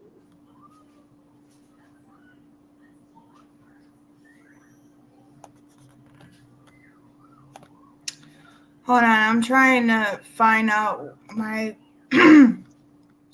my friend Melissa. It's been gone since June 1st. She's back at home. Melissa Donaway.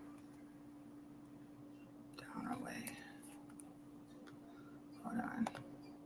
There she is. Did they find her? Is she back home now? No, she's still gone. Hold on, I'm about to show you guys. Well, I'm not friends with her on my Manic stream, but this is her. I'm going to show you guys. This is a Christmas picture of her and her family.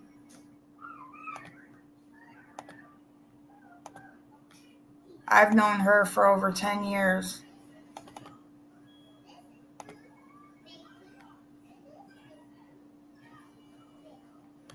Melissa Donaway right here. She's pretty.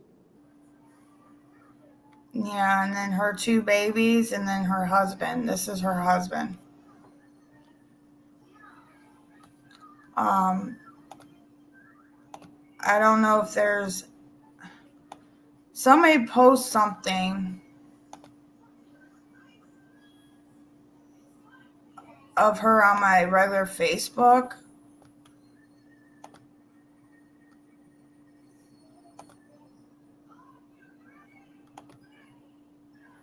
Yeah, she's been missing since June 1st.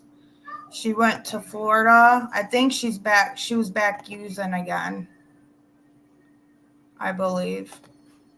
And she left with two. Let me go find it. Hold on.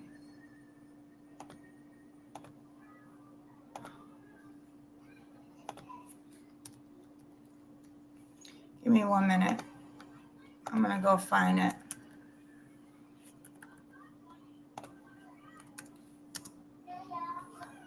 I think she's going to Christine. on, I think she changed that to the 14th, if I'm not mistaken. No, that the Arrow Castro.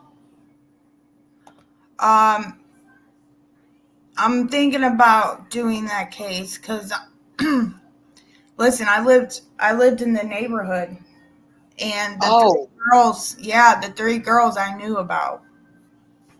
Like Amanda Berry was my brother's goddaughter. Oh, okay. Hold on, let me oh, they got big. Okay. I'm going to find the voucher, the post where it's said about her. Who are you talking about, Ariana?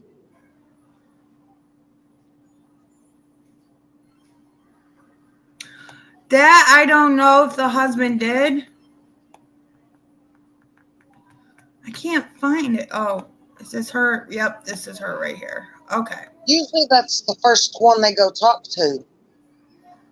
All right, I'm about to show you guys. That I don't know any of the details. I know the brother, Melissa's brother, is on it. All right, so this is the woman she left with. Melissa Dunaway, age 34, adopted December 12, 1988. She's 4'11", 120 pounds. Long, dark, black, brown eyes. Last seen in Wakefield, Boston, Massachusetts, whatever area, traveling with a female by the name of Kaylee Blayton, and this is this woman that looks so methed out. And that's who she left with? Yep. Was traveling to Melbourne, Florida with a guy named Josh. Don't know his last name. Has a tattoo of his name, of the name Mike on her neck. Oh, she has a tattoo of the name Mike on her neck and arms. Please share. The description of her car is a newly gold 2018 Ford Taurus license plate JBG6031.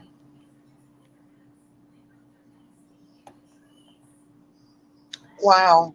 And these are I'm in literally tears. Oh my God. She was doing so good. I used to see her in meetings. She was such an inspiration. There's the picture of the car.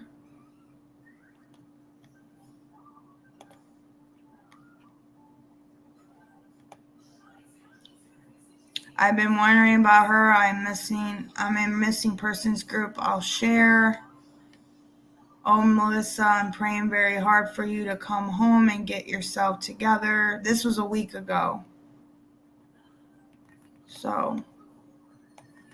Well, you know that channel, it's on, I know it's on Direct TV. Guys. Where, I can't think of the name of it. It talks about missing persons and stuff like that. They even had her on it, and it was called In Broad Daylight. I can't think of the name of the channel.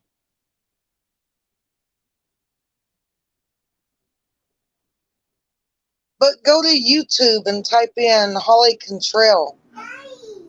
You said Holly Cantrell? Yeah.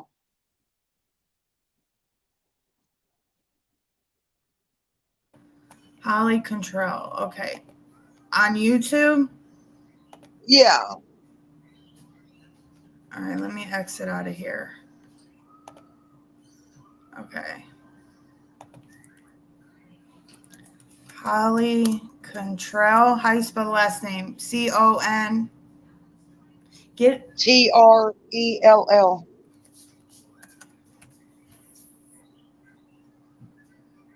Okay. And what is this about? Sorry, Thomas walked in.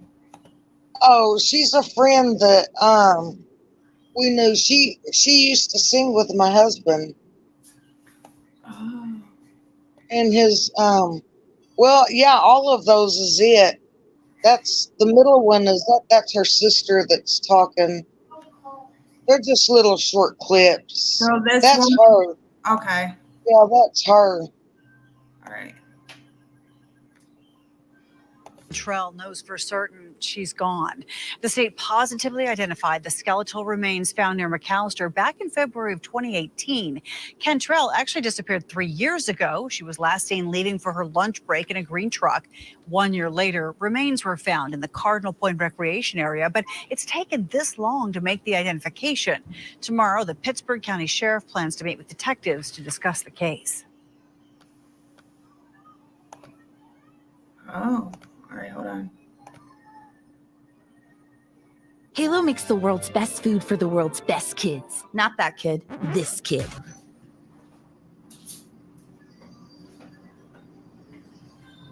Do do do do do do do do do do. Developing right now, more possible clues found by teams searching for Holly Cantrell. The nurse disappeared last January in McAllister, and she hasn't been seen since. No arrests either. 2 Works reporter Micah Hatfield is live in McAllister with some new information in the case. Micah? Good evening, Karen. It's a green lunchbox that says McAllister Regional Hospital on it. That's where Holly Cantrell worked. It was found not far from where her purse was located, but it hasn't officially been linked back to Cantrell by law enforcement. Now we're going, who would do this to her? Who would take her out there and just throw her out there like she was garbage? She's not garbage. She was our Holly. This lunchbox is one more thing that could lead law enforcement and Holly Cantrell's family members to answers. But it's just that, one more clue. Bones were found weeks ago, a few miles from where the lunchbox was found. But investigators have not gotten a positive identity on them yet, and it could take a year. If they're not Holly, we're back to square one. Whose are they? If they're not Holly's, where is she? In our minds, we know it's her. In our heart, we know it's her. If they find out it's Holly, McAllister police believe it will help their case. All those things are well, I hate to say optimistic, but as far as closing a case, they are for us, especially a case that's this old. McAllister detectives say they're still getting new leads every week on Holly's disappearance. We're currently actually following some leads that don't necessarily involve the folks that have been involved up to this point. Holly's family wants definitive answers, like anyone in their position would. They say they'll never rest because there's a missing piece to their family puzzle, and it's Holly. What could she have done that was so bad in someone's mind that would want her gone? What has anybody got to gain? That's where we look at it like, who has the most to gain of her being gone? And we have our suspicions, but we don't know. Holly's aunt tells me she's confident that someone out there knows something, and she's pleading with them to contact police, call them, or write a letter, even if it's anonymously. Just help get her family that closure that they need. Live in McAllister, Micah Hatfield, 2 Works for.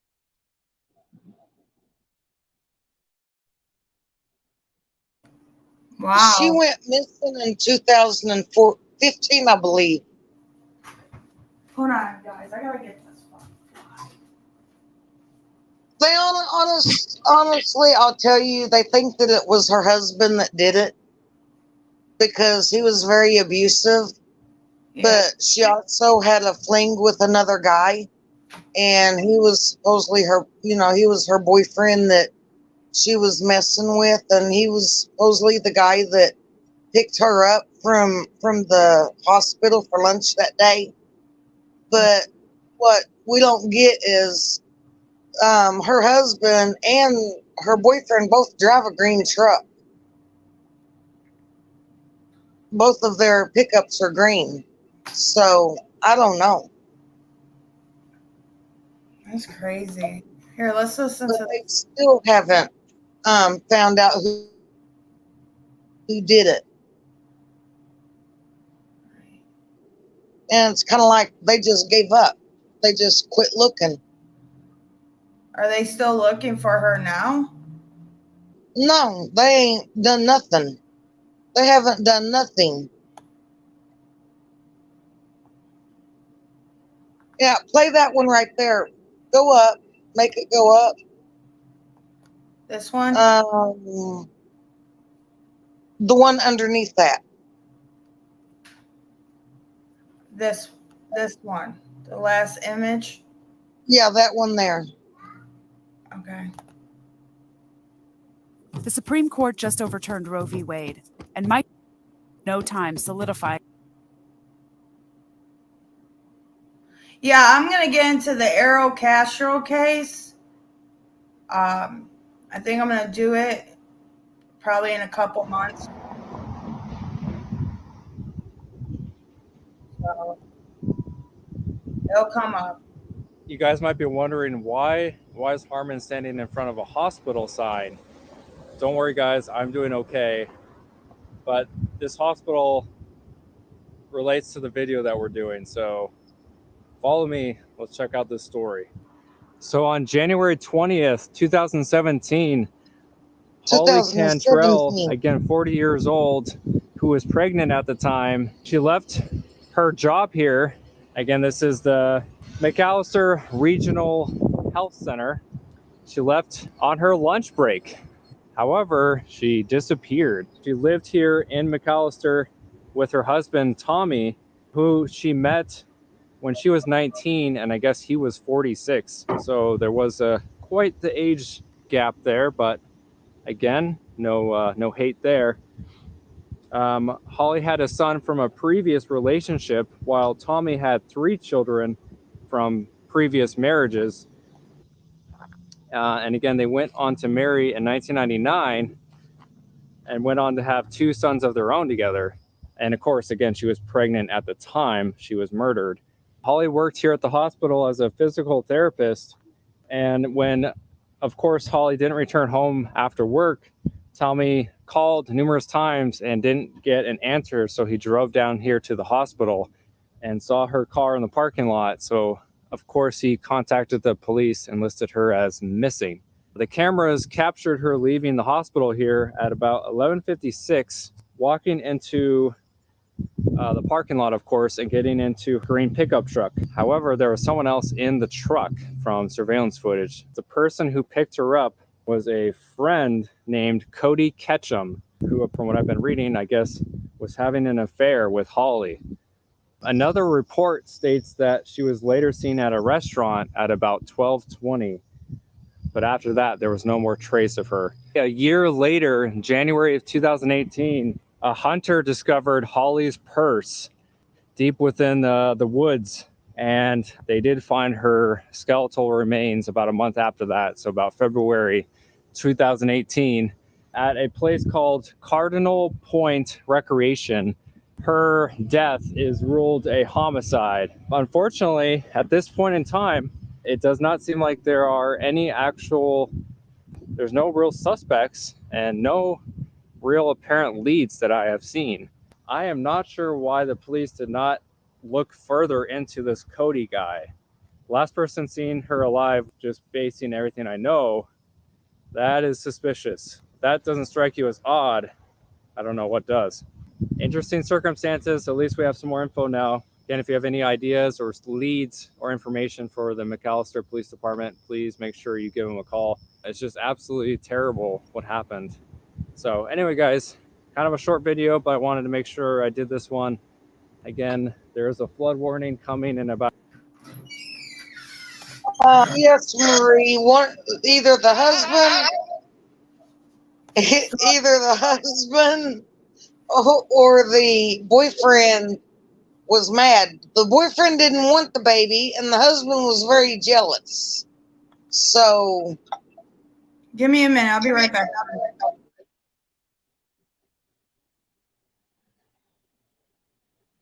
And they should have, they questioned Cody.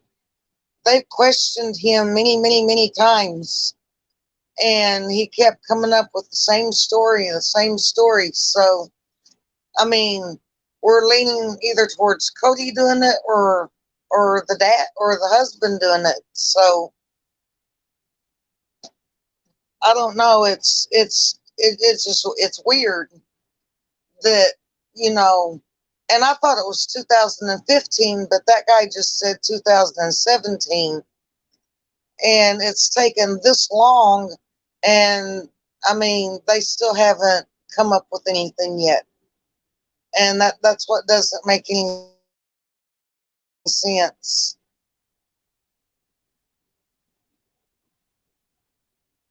And what he done is he dropped her off at a Brahms restaurant because supposedly she had friends that she was supposed to meet at this restaurant to have lunch with. And he dropped her off at a Brahms restaurant, and the Brahms restaurant claimed that they don't have no cameras whatsoever outside. And it's on a big major highway, but there's no cameras. So they didn't get no footage of him dropping her off there or of her even being there.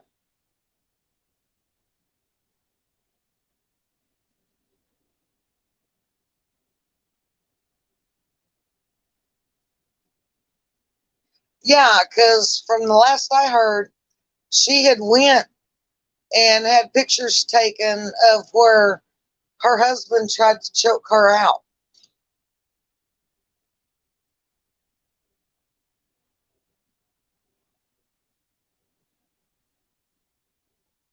And you guys, you know what's really weird about this is that there was this lady that worked for like a missing person. She was in that field of work, and not long after they found out that Holly was missing, they found this lady that worked in this line of work. They found her at her house in their garage hung. She had hung herself.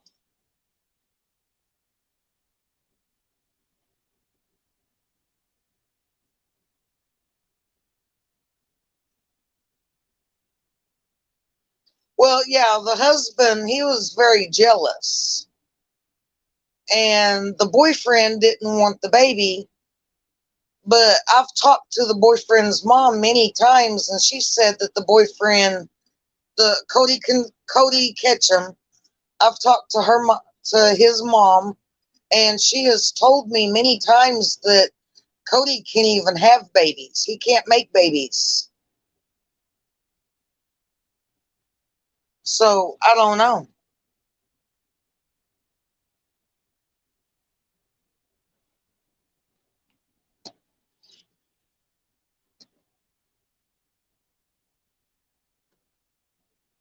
It's just a really, really weird case, and you know, there's something not right going on.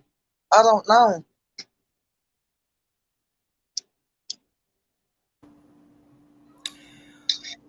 So yeah, I'm echoing. Yeah, I see my little bubble moving when you talk. All right, this one is.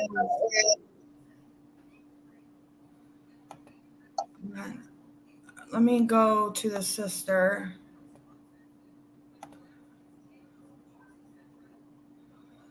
Hold on 1 minute, guys. All right. McAllister nurse and mother Holly Cantrell disappeared.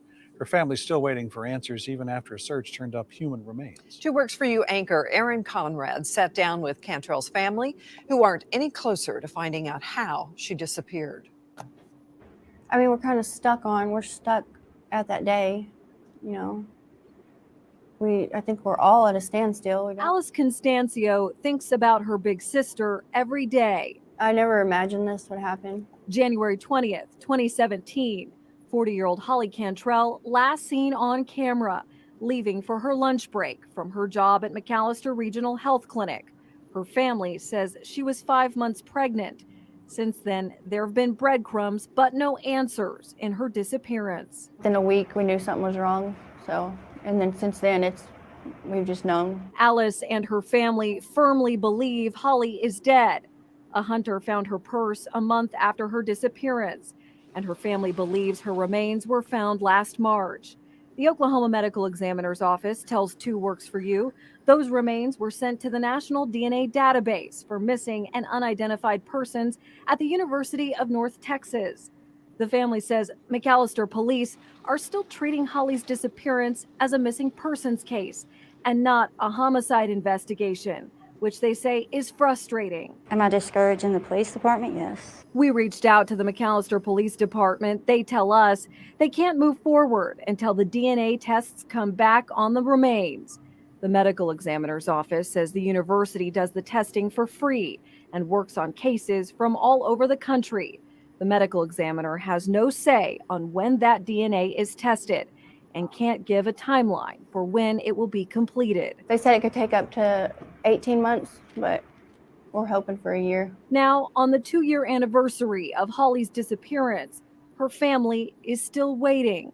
They hope to hold a vigil soon to keep her memory alive. People look at you weird, like try to pity you.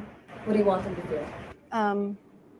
The same things we do. Mad, sad, yeah.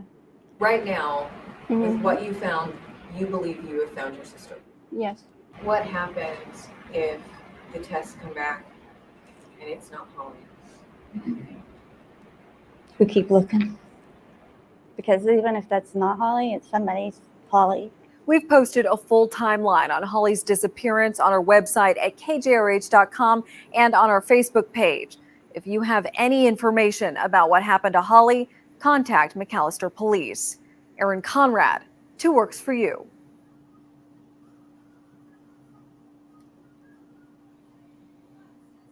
That's crazy. So was it her remains? Across the country, Americans are feeling the pain of increasing prices of remains. I go back to school for work. It's in Oklahoma. Jeez. Now you guys know where I live. That's all right. I don't live in McAllister no more. I'm a little bit away from there now.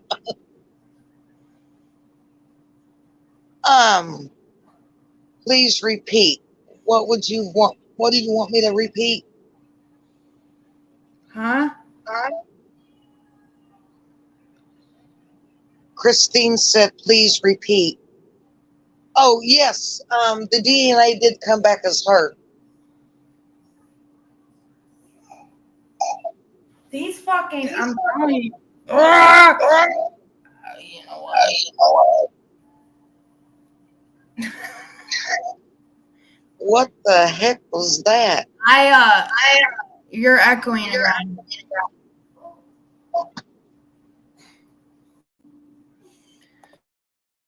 These flies, I put up fly things and they're still attacking. It's driving me nuts. I don't know where. Oh, Lord, have Jesus. She's the one that gave me the money for doing it. That's the box that was not there when I left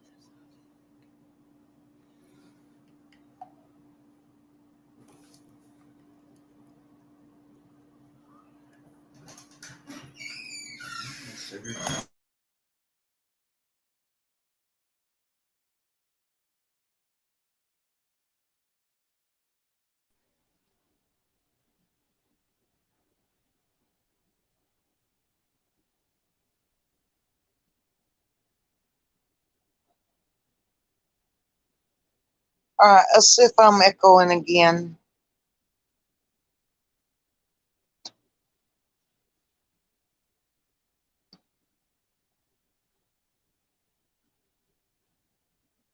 But whenever they found remains, they didn't find very much. They only found part of a skeleton, part of a skull, and they only found like 2 or 3 bones. It wasn't a whole lot at all. Right. Now there's no echo. I'm telling you, I think it's the phone situation. To be on the phone is like long to be on panel, so it sounds, and then it will start echoing and stuff. It has happened to me.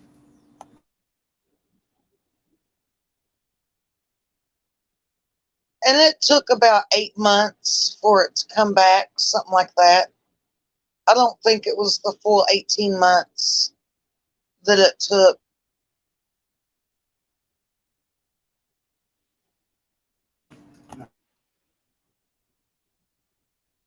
Yes, Willow, exactly.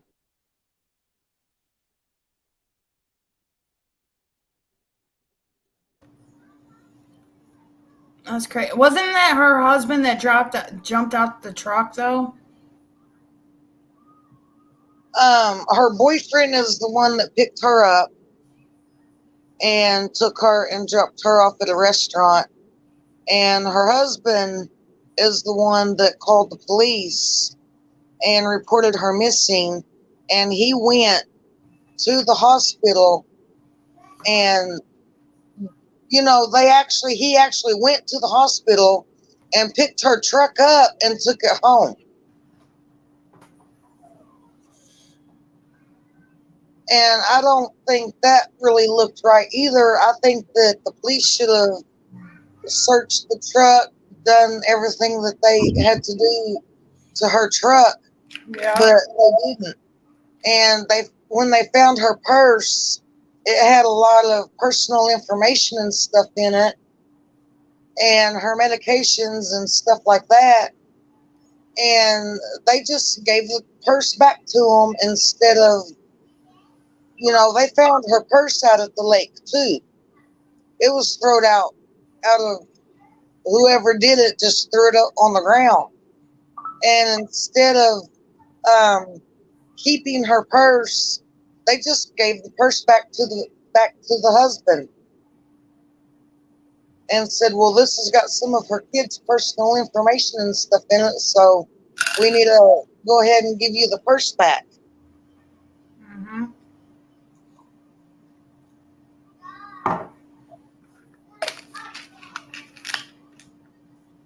Well, it's not a missing persons now, Kristen. It's actually a murder now, is how they're listing it.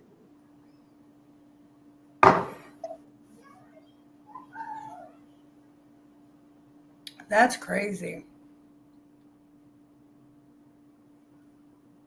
And they did find I don't know if it was a 9mm or 22. It was a shell casing. They found one of those out there, but you don't know if that's, you know, associated with whatever happened with her, because there's so many hunters that go out there that rabbit hunt and stuff like that.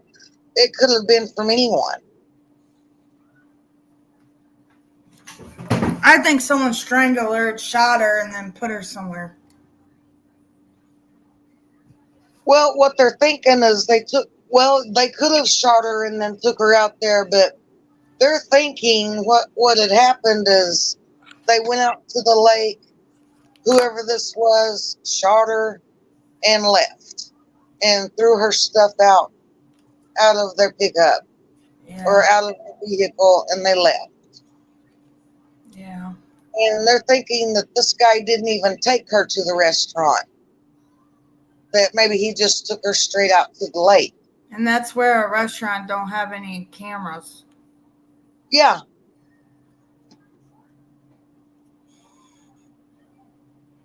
That's so weird. And, you know, like I said, you know, the restaurant's on a busy highway. Yeah. You know, because you get on this highway and it takes you straight to Texas. It's a busy highway. Yeah. And you would think that the other stores around would have had cameras. Like there was a convenience store next to it. On the other side was another convenience store or a restaurant, and they didn't get. And you know, even the stoplights has got cameras, but nothing. They didn't say nothing about the cameras on the other buildings either.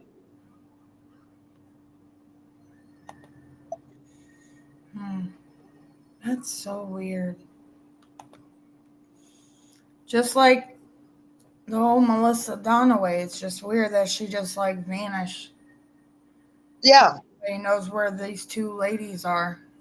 And she left, and there was a guy with her. They all three can't be found.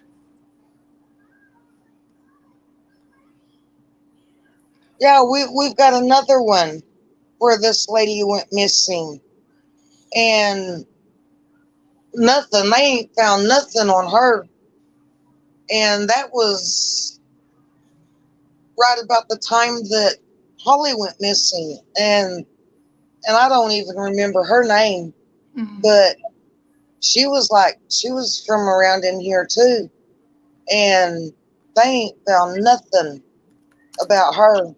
No remains, no nothing. There's several people, and this is such a small area. You know, it's not like some of the places in, Ohio or California or Texas or, this is a small community. And nothing. It's weird because with it being so small, you would think that someone would go up and, spill the beans or something, but nobody has done that.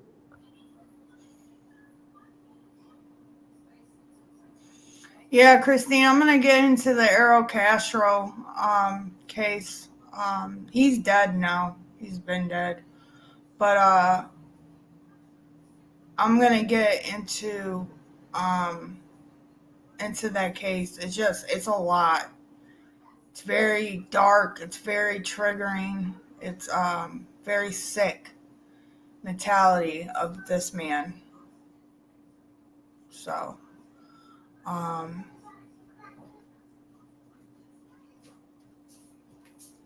yeah, rest in peace, Holly and the unborn baby. Definitely. Thank you, Rosemarie. Yeah, I know you want me to do that case, but it's going to take a lot. There's a lot of court. There's a lot of things.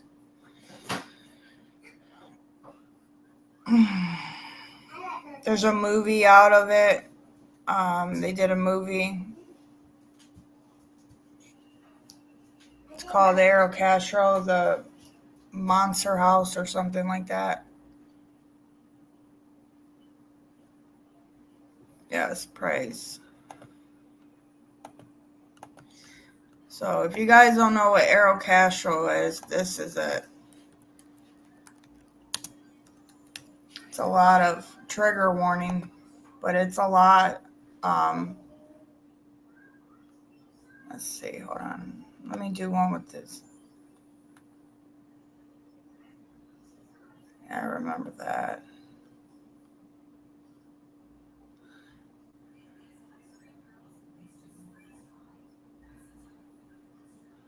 All right, let me get to here real quick.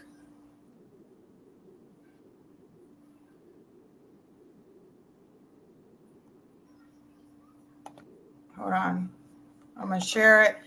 I'm going to show a little bit of it, but it was devastating to a lot of us because all the girls got kidnapped around the same area. This is the west side of Cleveland, guys. Despite the 937 counts against him, Errol Castro was defiant, almost rebellious in court, claiming he never beat or tortured the three women he held captive for a decade. Oh, wow. Listen, I am just sick. I have an addiction. Just like an alcoholic has an addiction. An addiction to sex, Castro said, the result, he claimed, of having been a victim himself of sex acts as a child. In one of the more breathtaking moments at his sentencing, the man who pleaded guilty to multiple counts of rape said this about his victims. Most of the sex that went on in the house, and probably all of it, was consensual. These allegations about being forceful on them, that is totally wrong. Because there was times that they would even ask me for sex, many times. A staggering claim balanced against photos the prosecution revealed in court. Chains, ties, even a motorcycle helmet that police say was placed on at least one victim when she was sexually assaulted. A door rigged with an alarm clock to signal Castro if someone was trying to get out.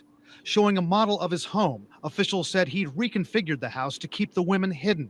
Even with the presentation of this huge trove of evidence, Ariel Castro was still bold enough to interrupt the judge several times. This exchange was over the aggravated murder charge. There was never no evidence of me murderizing a fetus. That never happened. Mr. Castro, you talked with your attorneys and you made the decision to plead to count one as indicted, correct? I want to clear the record. I never killed anyone, and I'm not a murderer. The only victim to appear, Michelle Knight, who said she spent, quote, 11 years in hell. Days never got shorter. Days turns into nights. Nights turns into days. Years turn into eternity. Knight has told police she was pregnant at least 5 times, but was starved and punched until she eventually miscarried. DNA tests have confirmed Castro is the father of Amanda Berry's young daughter. When we were in Cleveland at the time of the women's rescue, a source familiar with the investigation told CNN that when Berry went into labor, Castro ordered Michelle Knight to deliver the child. The baby was delivered in a plastic tub or pool to contain the mess. And the source says once the child was born, there were moments of horror and panic. The child stopped breathing, according to the source. Everyone screamed. And Ariel Castro allegedly threatened to kill Michelle Knight if the baby didn't survive. According to a police report, Michelle Knight said she breathed into the child's mouth to keep her alive. The evidence that the women were bound, that chains and ropes were in the home, is consistent with the accounts of Fernando Colon. He was engaged to Gramilda Figueroa, Ariel Castro's ex-wife, until her death last year. Colon told me Castro would beat Figueroa mercilessly, sometimes with barbells. And she told me that she was locked in that house. He had tinted the windows. She had padlocked the doors. The only time that she was able to come out was for her appointments. That was it. In court today, Ariel Castro denied beating his ex-wife, saying she would escalate arguments and get physical with him, that he only reacted by putting hands on her. We do have to say Fernando Colon could have motivation for accusing Ariel Castro. Colon was convicted of molesting 2 of Castro's children several years ago. So, yeah. There's a lot to this case. Michelle Knight was locked for 11 years in that house, and Amanda and Gina was locked there for 10. Amanda and Gina both got taken around the same neighborhood. Michelle got taken on West 25th from the Family Dollar that's over there, still there. Yeah, he got sentenced 1,000 years in prison. Wow. And he now, them girls did not give no consent to have sex with him. Right. That man's crazy. And I know this fucking case, like, oh my God, I know this case. So it's a good case. I mean, if you have been molested, the R word and all that, this might be a big trigger trauma case, because that's what mostly this was.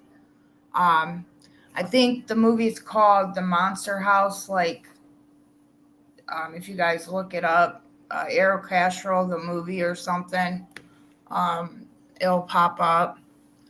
But yeah, they didn't listen. I remember the day Amanda and the baby ran out and went to the neighborhood.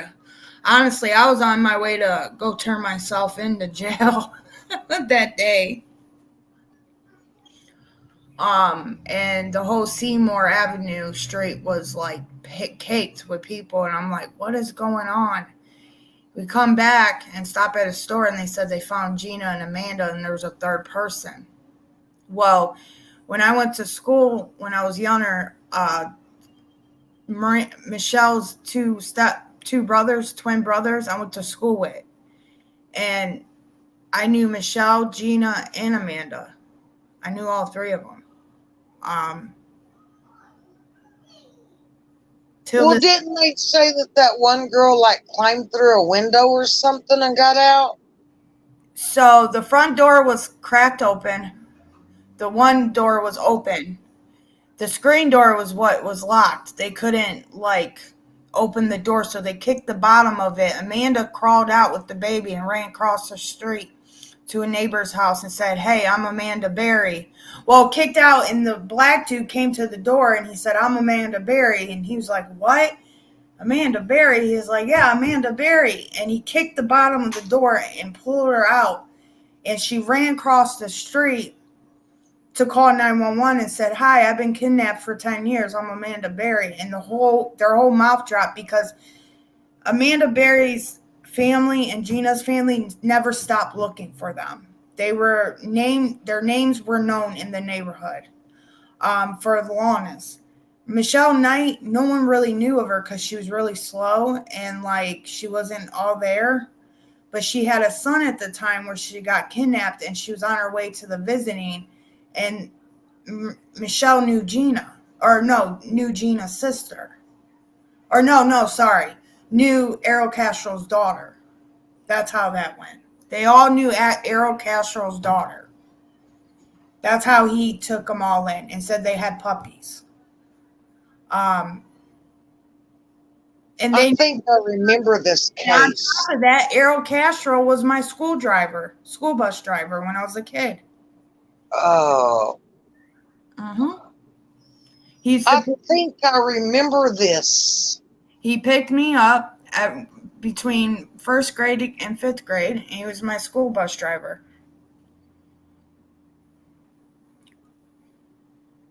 You know what? There is no telling. I don't know if he was doing things. He was. He was in a band. His brother owned the store at the corner, the Puerto Rican store. He was well known in the neighborhood. Everybody liked him. You just never knew he was a monster. He had a double life. And he didn't kill them. He raped, molested, beaten them. Gina and Michelle was chained from room to room. He put a hole through the rooms and put a chain through it and chained their legs. Like one chain went on one leg, the other. So they were attached to each other. If you wanted to make it, Amanda was like treated the most better way. Like if you want to sense that, because she kept the baby and stuff. Michelle's the one who got the most beaten, the most rapes. And Gina was he went to Gina's family's, when they have the vitrals, whatever they're called, vitrals. Visual, yeah. Yeah, he went to those and he brought back the flyers. If something happens on the news, he will turn on the TV and have them watch it. They'll see their like family on TV and all this crazy. It's just nuts. It was nuts. So when he got sentenced, not even a couple weeks later, or a month later, he hung himself in county. So. Wow. Yep. So you ought to do that one. Yeah, it's a little crazy.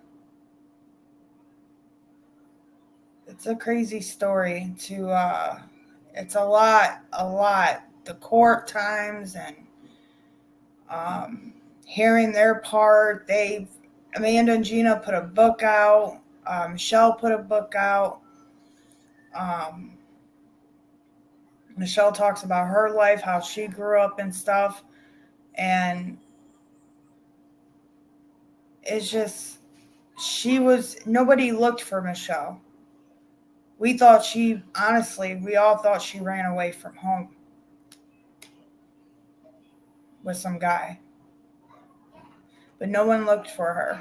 It was always Gina and Amanda. I think I remember that now. Vigils, yeah. Yeah, he went to the vigils. He even talked to Gina's parents. Hey, Mommy. Hi, baby. Oh, my gosh. Okay, you say that. A lot of times, killers will go to them. They are very sadist. Cicadas, yeah. Yeah, it's a little crazy. So, all right, guys, I gotta get off here. I gotta get her a bath. I gotta eat something. Thank you for everyone coming in. I appreciate it. Thank you, Teresa, for coming on. You're welcome. Later, Scholar. Guys, gotta make sure you get a hold of Dorothy so you guys can set a time so I can know. Again, guys, August 14th, I'm doing. I'm gonna jump off. Okay. August 14th, I'm doing a true crime case based on Lydia Sherman. It's in the 1800s. Come check it out. Make sure if you're friends with me on Facebook, the update's there, but I make sure I update on here to let everybody know what's going on. Again, thank you guys. If I come on tomorrow, I'll see you then. If not, I'll come on probably this weekend. Hopefully we can do game night Monday. I think it would be cool to do trivia. So I hope everyone has a good day, night, afternoon, wherever you are. Stay kind to yourself and others, and always be yourself. You're worth it. You're worth it. So I hope everyone has a good day, and I will talk to you soon. Bye.